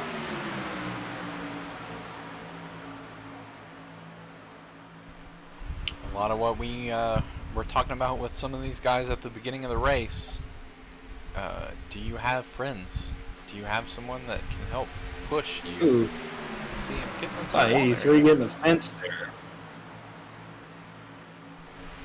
Seems to be still running. But do you have friends? Do you have someone that you believe can push you to the end? Do you have someone you can work with? We see the groups of guys who are working together here, and then some cars that are just kind of left out, hanging to dry solo. As it looks like Mason has fallen way off the pace and dropped back pretty far. Well, I was hearing over the radio, I think he may be dropping back to pick up that second group, which is Holmes and the Meaden brothers right now. So, yeah, that would a little definitely bit of strategy. Yeah, be in his best interest. Maybe save some fuel, because I know from personal experience, running out here alone, you will 100% regret it, and your car will regret it coming on to the later stages of the race. Yeah, you can tell he's dropping back. We'll go back and look at that second group here. There it is, Holmes, Jeff Meaden, and they've actually picked up Clinton Gill. So they picked up a 4th car, and this is the same thing as the Bentley guys, where they're not really running too close together. You almost wonder if maybe these guys are trying to save some gas. So they're going to catch Mason here pretty quick. He's up top, trying to get them to come up to him. 27 still out front. They were going to pick up 2 more cars than Griffin and John Price. They're on a completely different strategy, being a couple laps down. So we'll see here. Yeah, maybe a short time game. Just over 30 laps to go. If I'm Fleming or Roberts, I don't know if I pit with this front group. I think the goal's got to be getting laps back. And whatever you can to cycle in front of the leader so you can get in a good position to get your laps back when it comes down to it. There's almost always a late race caution. We'll have to see who all can manage to stay on the lead lap for that late race caution. Looks like this group with Tyler Bentley is catching up to Zach Camella and Nathan. There are a lot of cars in that group, and if they can catch up to the 2 Bentley drivers that are up there by themselves, I think they'll start to kind of drive away from these guys a little bit. They don't have that much of an advantage on them right now. It's not going to be that long until they're lapped again. Then again, it may not be very long until we see these cars back on pit road, so it's all going to be about how it shakes out.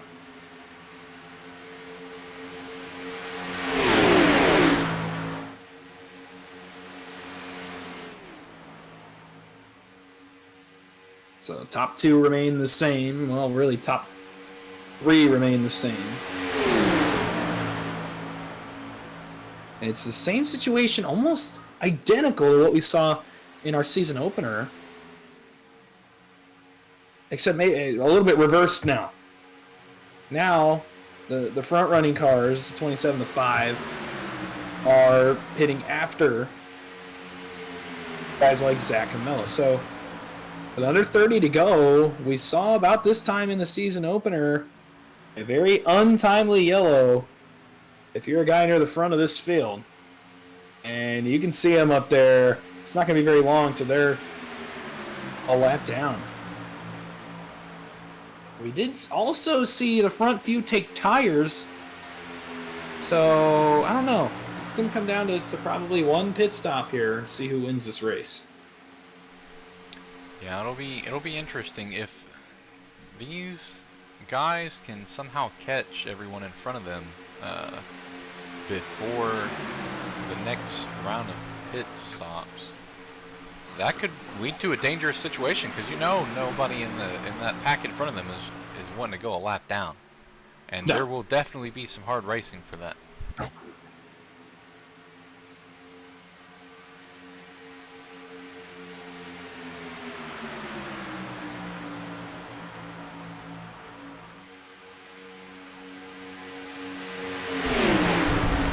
Definitely closing in too, looking at the speed difference and the lap time difference. These guys up front are about 0.5 of a second faster than that group ahead. Well, you saw Roberts hit pit road. That's going to hurt these guys, the leaders. Roberts a good plate racer, a good pusher, and he leaves their group now. And Lima washed up the racetrack.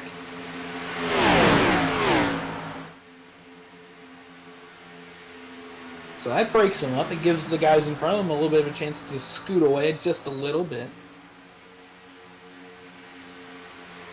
So next time by, we'll put 26 to go. You're starting to get into the range where you could make it the whole way. So if you wanted to try to short pit and stretch the field to the end, you could. And I believe that might be what TJ Roberts just did, because he's now exiting pit road. He's multiple laps down. That's the only thing about TJ. Yeah, he might be thinking here, if there's a couple of cautions, I can stay out and get ahead of the leaders and get that free wave around. There they go back around TJ again. First car lap down is right now Matthew Fleming. Behind him is Jared Sherlin. I'm not 100% sure where the 83 is on track. Oh, he's actually at the tail end of the group that's led by Ron Holmes right now. Go. It appears that the combined group of the Bentley Motorsports cars and Michael Lanphier that's up ahead of the leaders has scooted away just a little bit. They're currently exiting turn 2. Leaders are headed into 1. 25 laps to go. And now it looks like it's going to come down to pit strategy and who has the best pit stop.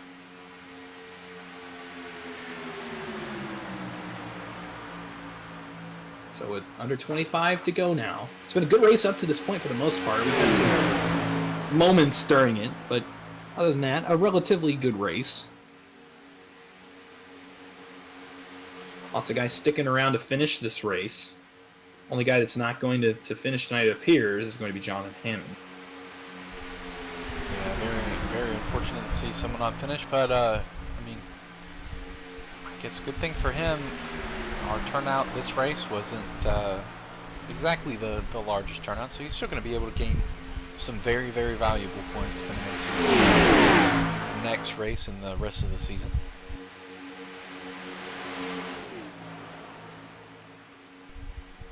Yeah, I think here it's going to come down to how many guys hit at the same time. So, looking at this group, it's only the 27, the 5, and the 14 are all on the same cycle, and then everyone behind them would be most likely on a different cycle.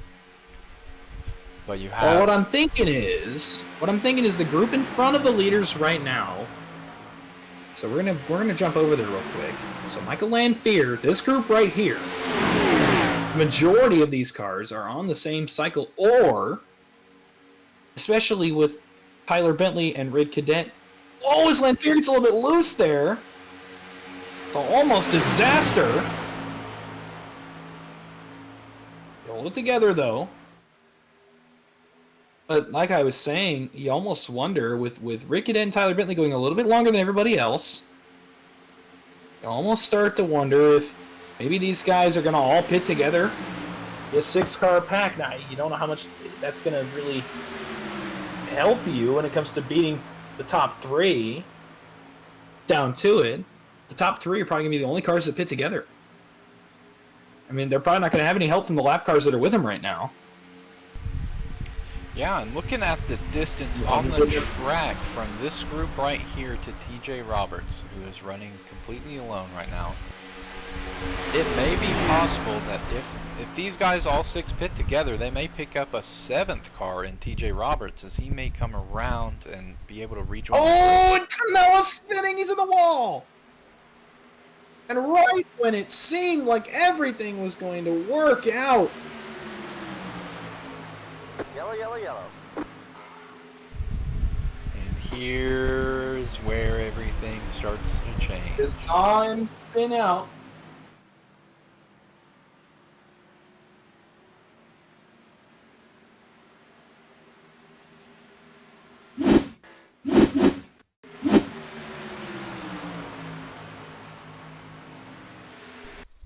Yeah, we'll go back here and take a look and see at what just happened.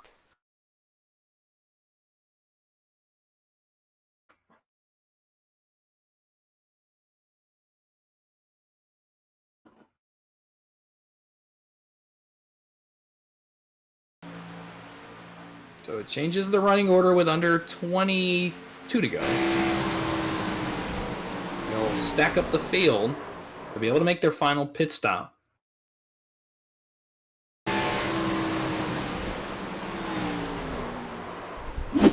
Yeah, that is very unfortunate for Zach Camelo. It looks like it's just a very hard push by his teammate on a pretty slick track for Daytona. I mean, in my defense, I was reaching for the button as he hooked a right into the wall in front of other cars, so for what that's worth.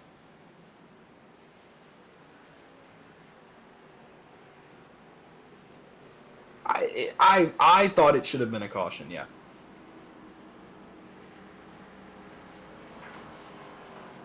So cars will pit, they'll make their money stop.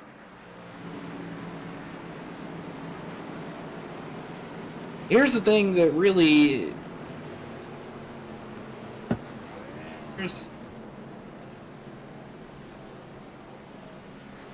Here's what doesn't really change. There's still cars stuck laps down.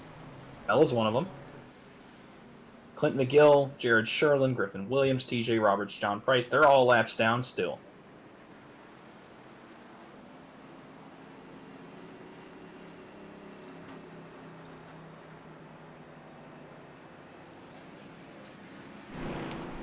Yeah, it looks like TJ Roberts did stay out to take the free wave. However, and like we always say with these races, cautions breed cautions. You stack these guys back up, it's within 20 to go. I would like to also mention 4 stayed out. Should get a wave around, I think. Roberts will get it, McGill will get it, Sherlin will get it. So Sherlin and McGill will go to 1 down. Camelo will go back to the lead lap, it appears. And Roberts will go to 3 laps down. So now you're 1 caution away from maybe Clint McGill getting back on the lead lap and being back in this race. And that is very, very possible to... Oh, now McGill pits. So scratch what I said. He's pitting. And the 4 is dropping to the rear of the field. So...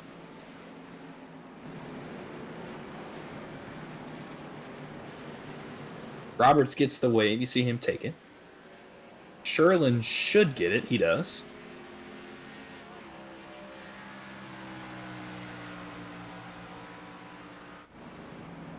So with 1 to go now till green, we will have 18 laps remaining in the race. It bunches the field back up too, so on the lead lap now.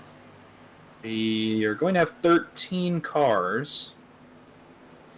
So the lead lap cars will look like this. Korsek and Lima on the front row. Auer and Hausman on the second row.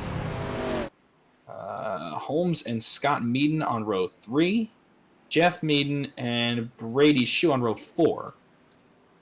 And then Tyler Bentley and Nathan Bentley on row number 5.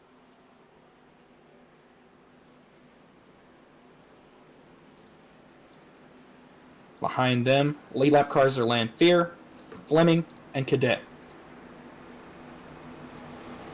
You see, well, there's Red Cadet back here. You saw him get involved in the wreck. Yeah, I might have had to take that other fast repair. So we'll see here.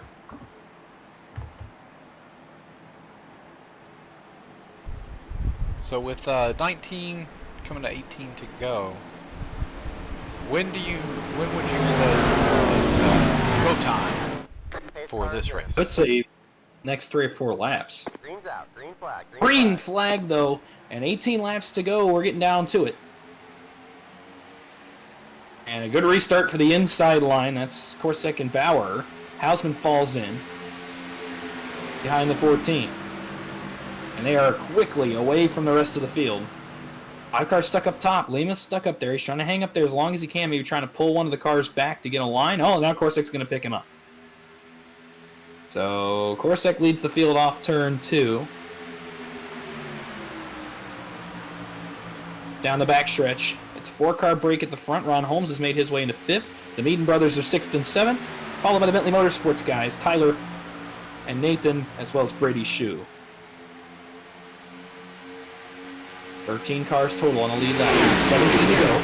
And now the lead's going to change hands. The number 14 of Colin Bauer is out front with 17 laps to go in the season opener. So Holmes is about 3 car lengths back. He's kind of hanging out where he is, not really wanting to go anywhere yet. Behind him is where it gets a little bit dicey. Now Jeff Meaden has fallen into 6th. Scott Meaden's going backwards. Jeff Meaden's got help from Tyler Bentley. Brady Shue is there. And the Bentley Motorsports boys are going around them. They're headed for the top, and they are coming with a vengeance. The Bristol winner and the Bristol runner-up now teammates. And they are headed for the front with the help of Tyler's brother Nathan.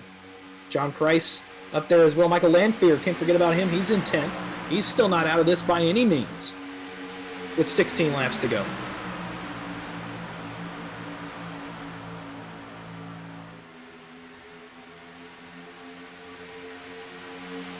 Bauer pulls back up. Nothing dropped off his bumper. Steve's going to get a really good push. Lanfear shot out of a cannon. All of a sudden, he's going to have help from Tyler Bentley, and they're coming up the outside. Ooh, that was almost... Oh, man, that was almost a push gone really wrong. And Lanfear, is he going to try the top? Is Bentley going to force him 3? Looked. Didn't. Thought better of it. Now he will. Oh! And out of nowhere, Meaden hits John Price. Did he... hold on to the car? Oh, somebody's blowing up. Somebody just blew up. Oh, no. Oh, and there it goes. Oh, car's flipping. Violent crash. And a violent crash, and it brings out the caution. That was, that might be... Ron keeps it going. I think Ron's got fast repair left. Surprised he can drive that car away from the scene of the accident. Mason, I think, was the car that blew up. Pretty sure it was the 17. We can go back here and check.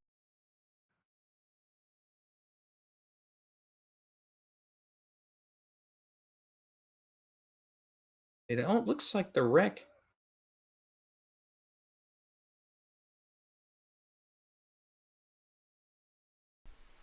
It might have not been him blowing up, but trying to go Somebody up blew and up. get air. Thought somebody blew up. I saw the smoke. I believe it was Brady's shoe blinking. Oh my, that is up and around. Oh, it was a violent wreck.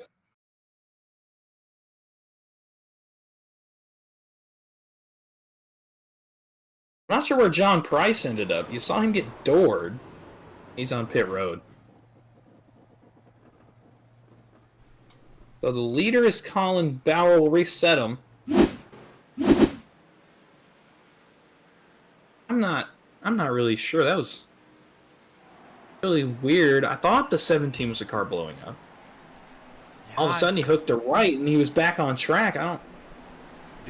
From going back and under the replay, it seems that he may have went high to either block the run on the high side or get some air, and Steve just had such a big speed difference. He got into the right quarter panel of him and sent him down the track.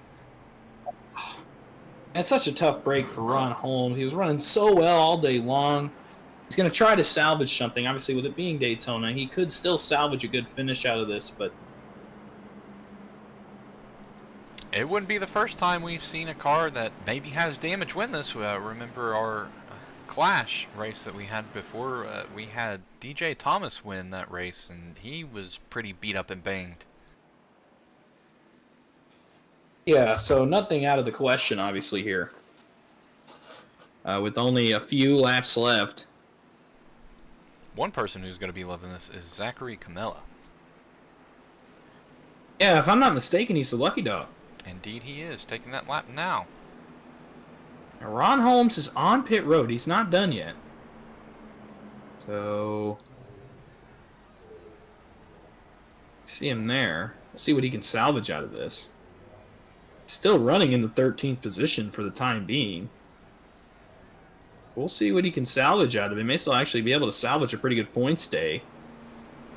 He has 1 stage points today, so...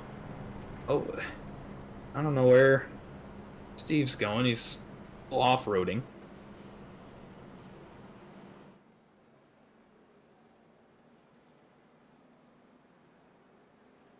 So we should get 1 to go here, which means we're got about 11 laps to go. And you asked me on the last restart. I think it's that time. I think it's go time. Oh, I definitely agree, and you got the 27 and the 5 together is just about the only teammates left out in front, I believe. Oh, we'll look back through the grid here. So Colin Bauer is actually going to be leading the race, with Steve outside of him. Lima is third. Those three have been working together all day. So after them, Jeff Meaden is P4 right now. Brady Shue is up to P5. Michael Lanfear is P6. Scott Meaden is P7. Matthew Fleming is P8. So we do have more teammates. Team Fist Racing's got 2 cars up here near the front of the field. Michael Lanfear and Matthew Fleming. And actually, Bentley Motorsports has several cars near the front. You see Brady Shue. Obviously, you have Tyler Bentley back here. As well as Nathan Bentley. And Zach Camella, who's coming back onto the lead lap. There he is right there. Well, if he can make it around, which he should. And Ron Holmes is back out as well. Ooh, driving a modified out there, but you know what they say? Well, Anything with is possible. with wrecks still bound to happen. With wrecks still bound to happen, he may still could salvage.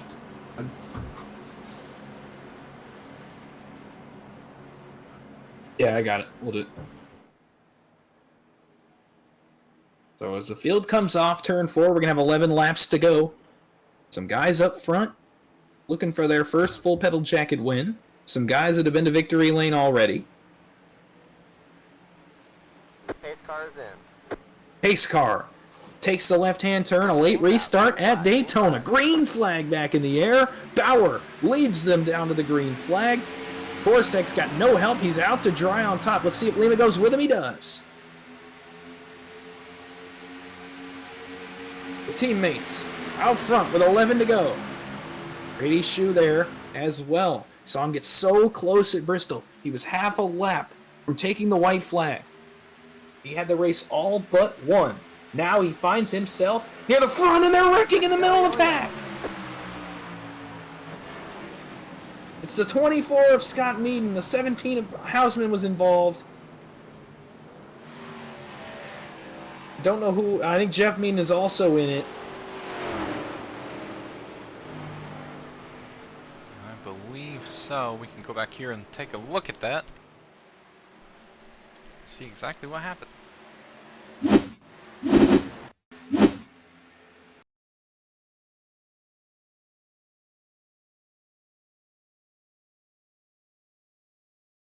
Oh, and Jeff Meaden spins it into the pits.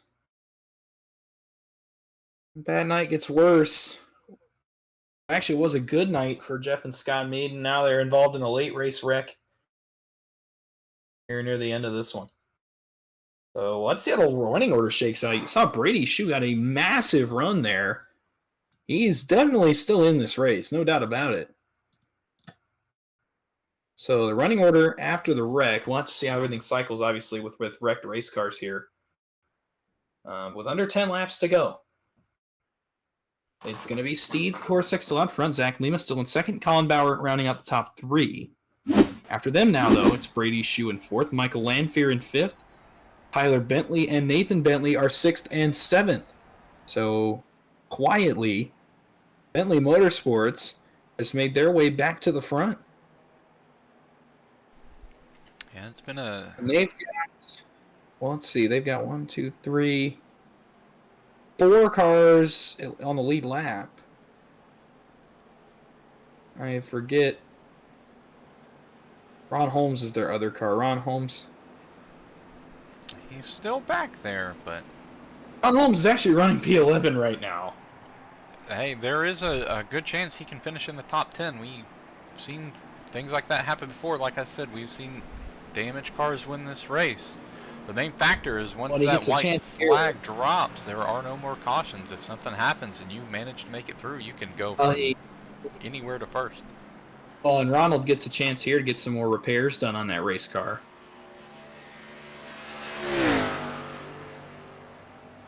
So the cars without damage now go back to about P10.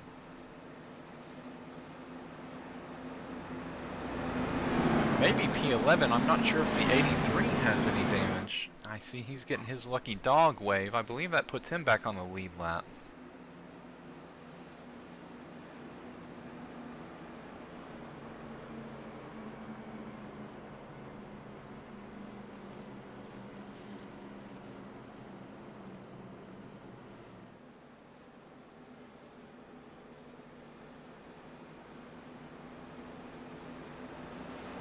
So we'll get it re-racked. We should get one to go at the line, which means we'll restart with 7 laps to go. So I'm telling you, Bentley Motorsports is the biggest team remaining. They've got 4 cars that I think are unscathed. Yeah, I believe so. Turn 4, don't listen to him. That is definitely an advantage too, the car difference here. And I know personally, for Colin Bauer, he is wanting to do everything in his power to get in front of that 27 and that 5 car. Oh, I don't doubt that at all. But your mind has to immediately go to the teammates that are going to pretty much line up nose to tail, nose to tail. The only car they're going to be missing is Camella, and if they can pick up Zach Camella, I'm telling you what, those Bentley cars are quick. You know how to get around here, and there are 4 of them compared to the 2 at the front, and everybody else trying to figure things out. The other set of teammates starting near each other are Lanfear and Fleming. They're going to be row 3 and row 4, behind the 27 and the 14. Which I do want to say, they have ran a really good race. I know that they were both a lap down, I believe, at a point in time, fearing 2 laps down before that last caution came out, and now being back up here well within the top 10, they're looking at a really, really strong finish and a possible chance to win this as well.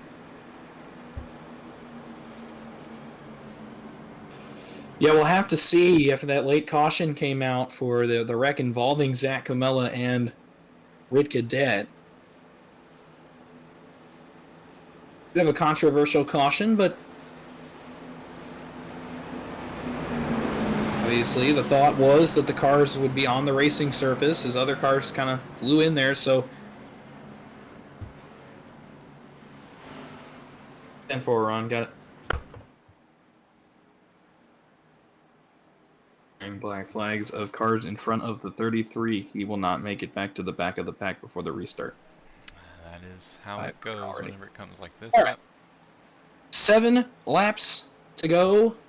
Who's going to get it done? Who's going to make the right move at the right time? Watch those Bentley cars. Here we go. Green flag, 7 laps to go at Daytona. And not a great start if you're the front two, especially if you're Colin Bauer, and he is left in the dust by himself.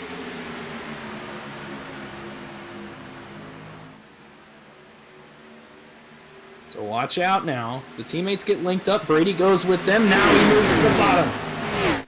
Now he moves back top. So a fake out move. The first cars behind Bauer on the bottom are the Team Fist cars. Fleming and Lanfear. And watch out, they're linked up. 4 cars on top.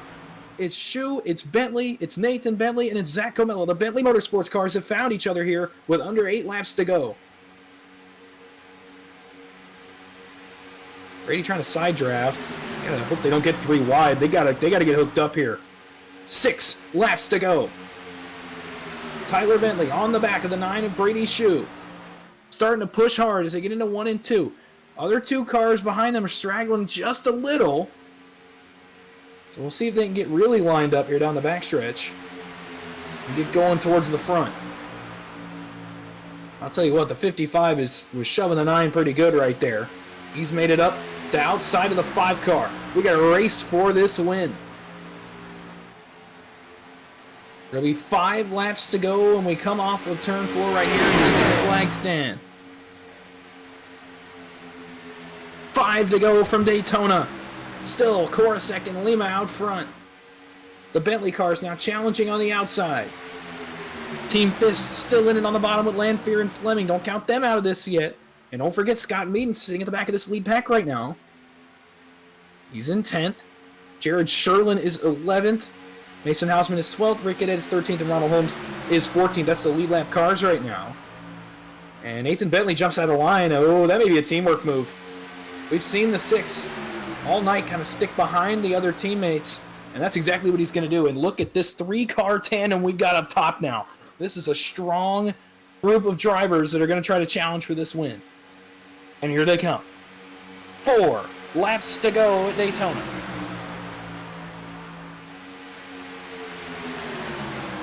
Shu has made it to the outside of the 27. We got a battle for the race lead. Under 4 laps to go. The race comes down to who gets the better push down the backstretch. 3.5 laps to go. Steve moves up the side draft just a little bit. Now moves back down, right back to the yellow line. It's a good run for the 9 and new leader. The 9 car leads at Daytona. Just for a second though. The 27's back out front. But look at this push coming to the outside line right here. Bentley's hooked up on the bumper of the 9 of Brady Shu. Now they're getting a little bit of extra help up there too from the 88 of Matthew Fleming as well. Oh, he's left his teammate. Interesting. Good to see Matt even up here this late in a race. He's had so many connection issues, and Camella leaves his teammates. So Camella drops to the bottom. I don't really know why he would leave them down there. Now he tries to look back maybe to the top, but to no avail. They pass the lap car of Ron Holmes. So now the top 3 are back out front. You know, I'm wondering, if they're going to try to let Zach Camella in front. Now here comes Bauer to the outside. Bauer's the first one to go of the top 3. And with 2 to go, here comes Bauer with the help of Camella and Brady Shu. Bentley falls to 4th on the outside line. Bauer nose ahead for the lead.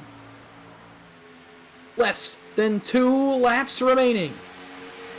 And look at this push. New leader, Colin Bauer. Bentley guys, get up there now. Now you begin to wonder, can they challenge for the win? It's Camella with the help of Shu and Tyler Bentley. Through 3 and 4, they'll see the white flag. The tri-oval. This race is official. 1 lap to go. And they're wrecking.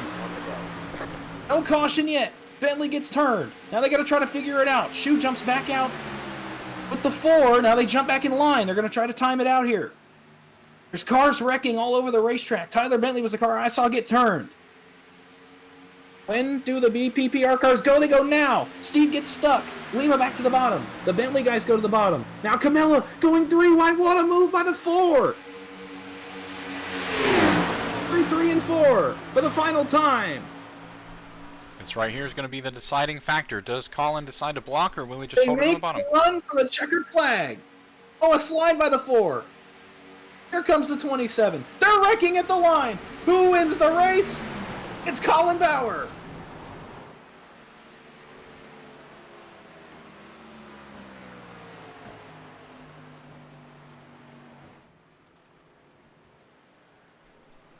That was a interesting finish there. Great finish there. So it shakes out. Colin Bauer wins. He's locked into the Full Pedal Jacket Intimidator Cup Series playoffs. Zach Camella comes up just a little bit short. Steve Korosek comes home in 3rd. Brady Shu with a solid 4th place finish. And how about Michael Lanfear running in the top 5? A great run tonight for the 0-1-3. And a good points night. He got a couple of stage points as well. So a good overall points night. Zach Lima comes home in 6th.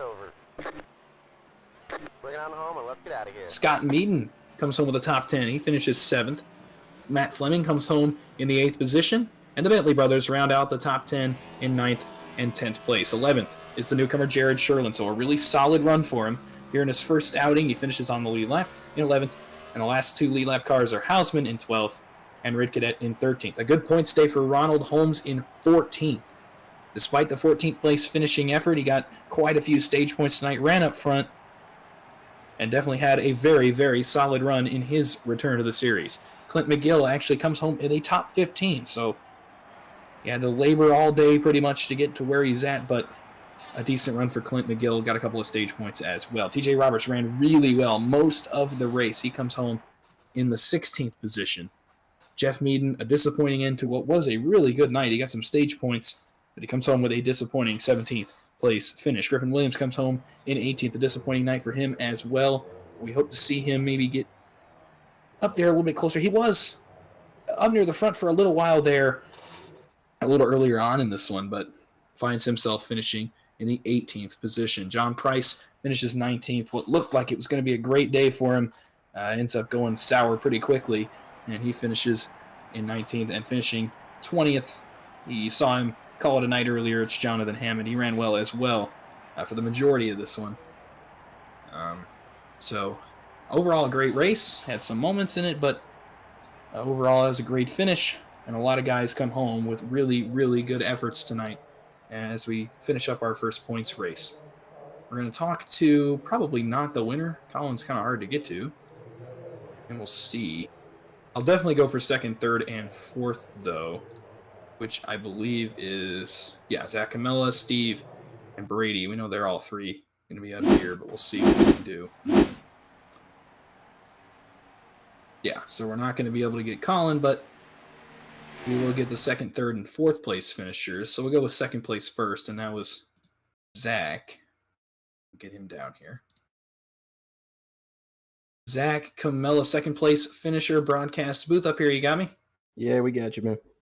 Well, we talked about it at the beginning of the night, and you pretty much almost achieved what you wanted there. You got really, really close. Take us through the finish. What happened? How'd you just come up short there at the end? I saw the cars get spread out there on the backstretch. Colin was throwing some pretty mean blocks on that last lap.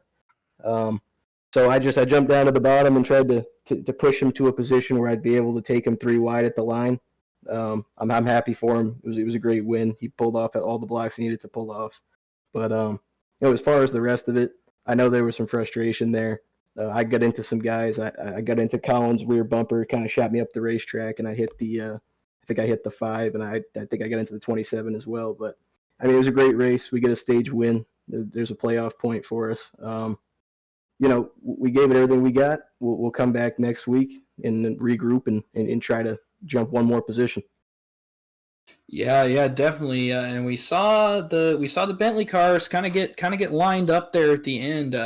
Coming to the last restart, were y'all communicating? Were y'all kind of committed, or were you just kind of look for the gaps where they came there? Truthfully, I mean, we just did our best to try and figure out what was going to work for us at the end. We had lined up a lot of selfless guys there. You got Nathan Bentley ended up letting me by so that we had a better shot to push to the top there. So complete and total teamwork. I can't say enough good things about those guys. Definitely. Well, we head to Las Vegas again next week. We saw you run pretty well there last time we went there, but now with a whole bunch of new competition, what are your expectations? What are you kind of wanting from yourself as we continue on here? It's going to be the same goal every week. Go out and win. Give it our best shot. I think I have a good supporting cast now of guys that'll enable us to get some victories this season, and hopefully get into that championship 4 and take home the big one at Talladega. Yeah, for sure. Well, Zach Camella coming home with a second place finish for Bentley Motorsports. Go celebrate with your teammates on what was a great night for y'all. All right, appreciate that. I do believe Colin Bauer said he will be available for an interview. Okay, this could go several different ways. You never really know with Colin. So, well, all right, I'll get him. We'll see what we can get out of Colin. I got him. And then he pushed. Oh, hello. Yes, Colin Bauer up in the broadcast booth. You got me? I do. How are we doing, Dawson? We're doing good up here. We saw the finish. It's a great win for you and obviously the guys up there around you. Take us through the finish. What happened there coming to the stripe? I'm not entirely sure. I've been told a couple things. Some of it was netcode, maybe, or something like that. I'm not entirely sure. I only got one look at it, and then I accidentally closed the sim down. But Comella gave me a good shot going down the backstretch, and then he gave me another good push coming to the line, and then he hit me again, and it sent me up the racetrack. And I'm not entirely sure if that messed anybody up behind, but I apologize to Steven because that was going to be a really good finish, and I didn't mean to get into him. But it was a fun race. Yeah, definitely a good race, and you've won now. You're locked in the playoffs. So how does that change your mindset, or what do you expect out of yourself here as we go through the next little bit of the season? Well, obviously the goal is to win races every week, but I mean, now I think it makes it to where I can be uber aggressive with calls and stuff like that. If races come down to, maybe it'd be best at the end to take tires, but there's a little bit of laps left, not take tires instead and just try to risk it and maybe squeeze out a win or a good finish. But it definitely can make my strategy calls a little bit more aggressive for sure.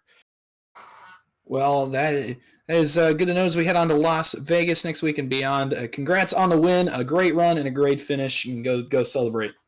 Thank you, Dawson.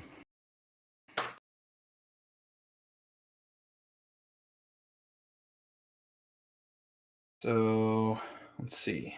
Got a few guys left to talk to. Let's take a break for a second.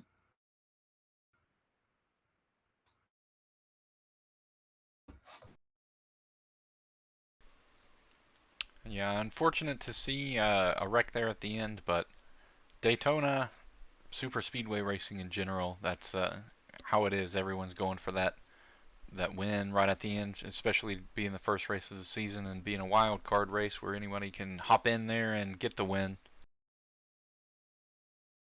Yeah, definitely. We're going to try to talk to as many guys as we can, I think, right here. Not all of the guys in the field, but definitely some that the names kind of stick out. So we'll definitely get a word with the third, fourth, and fifth here, I think, is probably a good amount of people. So next up would be Steve. Coming home third, kind of not really a sour taste, but definitely not what he wanted coming off of turn 4. It looked like they were going to maybe have the push to beat the 14 back to the line. We'll see. Hopefully we don't interrupt the conversation. We'll see if we can drag him in here. I saw you making a move. Oh. We saw you making a move, Steve. Yep. You finished third. Take us through the finish there. What happened there coming to the line? I think someone just got into me on the inside, and it caused a little wreck or whatever. It's not a big deal. I had fun. It was a good race, man. It was going to be a hell of a finish if we all kept straight, you know? Yeah, definitely. And you still come home there with a really solid finish and got a lot of points tonight, including the playoff point there for winning the stage. So we go to Las Vegas next week, and we saw when we were there last time, it was, I mean, nobody had anything on you. Are you expecting the same thing this time around to be that dominant? All I could do was hope, so. But if Zachary Lime was in there, you guys best watch out. He'll probably get me too, man. Well, definitely, it was definitely good to see that finish, and congrats on a good finish and a lot of points tonight, and go celebrate it. Thanks, brother. Thank you guys for putting it on. It was fun. This guy I want to get is Brady. That's another interview that could go very, very many different ways. So we'll Brady the Menace Shoe. Brady the Menace Shoe. I actually wanted to get to Michael Lanfear, but it appears he is. Oh no, he's in the lounge. So we're going to talk to two more guys tonight. We're going to do Brady, and we're going to talk to Michael Lanfear after the top 5 finish. Hopefully, again, I've seemed to have been interrupting everyone's conversations. So let's hope maybe we don't do that this time. Hey, Shoe, broadcast booth up here. You got me? I got you. All right. Well, you come home there with a really solid top 5 finish, and we saw you there trying to make moves for the win. Take us through it. What'd you see there on the last little sprint to the finish? Well, first of all, I'm probably the worst pusher known to man right there. I was trying to push Zach there for the win, but I just couldn't hold it straight. But I saw him getting loose, so I tried to make my move to the inside to get to at least top 3, and then just got hooked there. But it was a fun race. I stayed in it the whole way. Didn't get wrecked out this time, so it's better finish than last time. Just moved on to Las Vegas, I guess. Yeah, really solid day points-wise as we start to get the standings put together. And you said we head to Las Vegas next week. So what are you expecting out of yourself as we go to a track we've already been to? Well, I think I finished top 5 there last time, so at least hopefully another top 5 for another solid points day, and just maybe not for a win.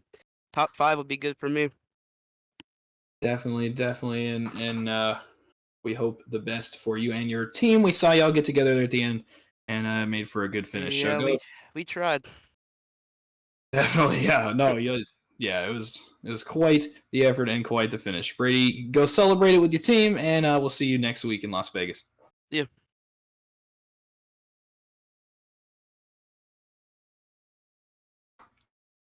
Okay, let's grab Michael Lanfear. This is an interview I wanted to do for a while now. I knew he had speed. Tonight he finally gets a good finish, so we'll get him in here and get his perspective. Michael Lanfear, we're up in the broadcast booth. You got me? Yes, sir, I do. How are y'all? We are doing great. You come away with a great finish there, a top 5 after a really solid day points-wise. So take us through it. What did you see there at the finish that let you get through to a top 5? First, I just need to thank B4 Designs for my car first, and then I need to give Mr. Camilla a shout out. I apologize, sir. Well, yeah. So, take us through. What were you seeing there? You obviously got back into 5th. It was tight going through 3 and 4, and they started getting a little loose on the high side.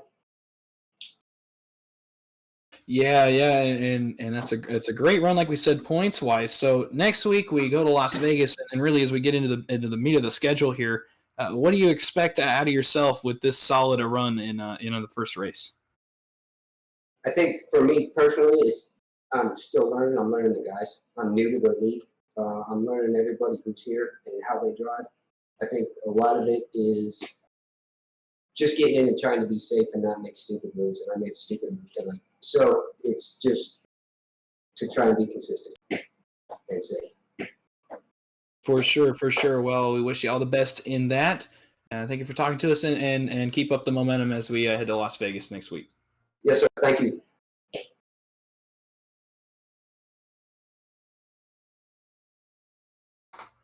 All right.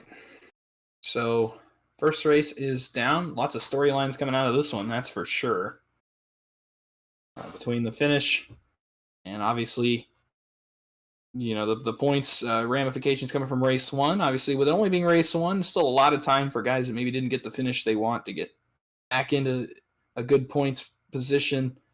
Still a long way to go before we even start talking about the playoffs. But several guys put themselves in really good spots tonight with really, really solid runs.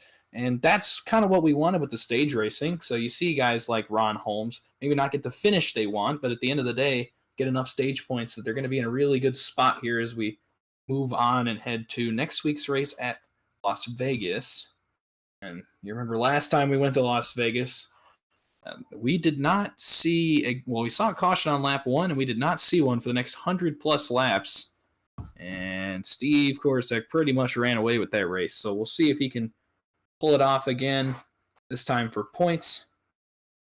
I think that's about all I have for the night. That is all I have on this side. For all of us here at Full Pedal Jacket, I am Peyton Jennings, race controller and owner of the league. And I have with me Dawson Big Hickory, broadcaster and race controller, Wise, man of many hats. Thank you all for watching.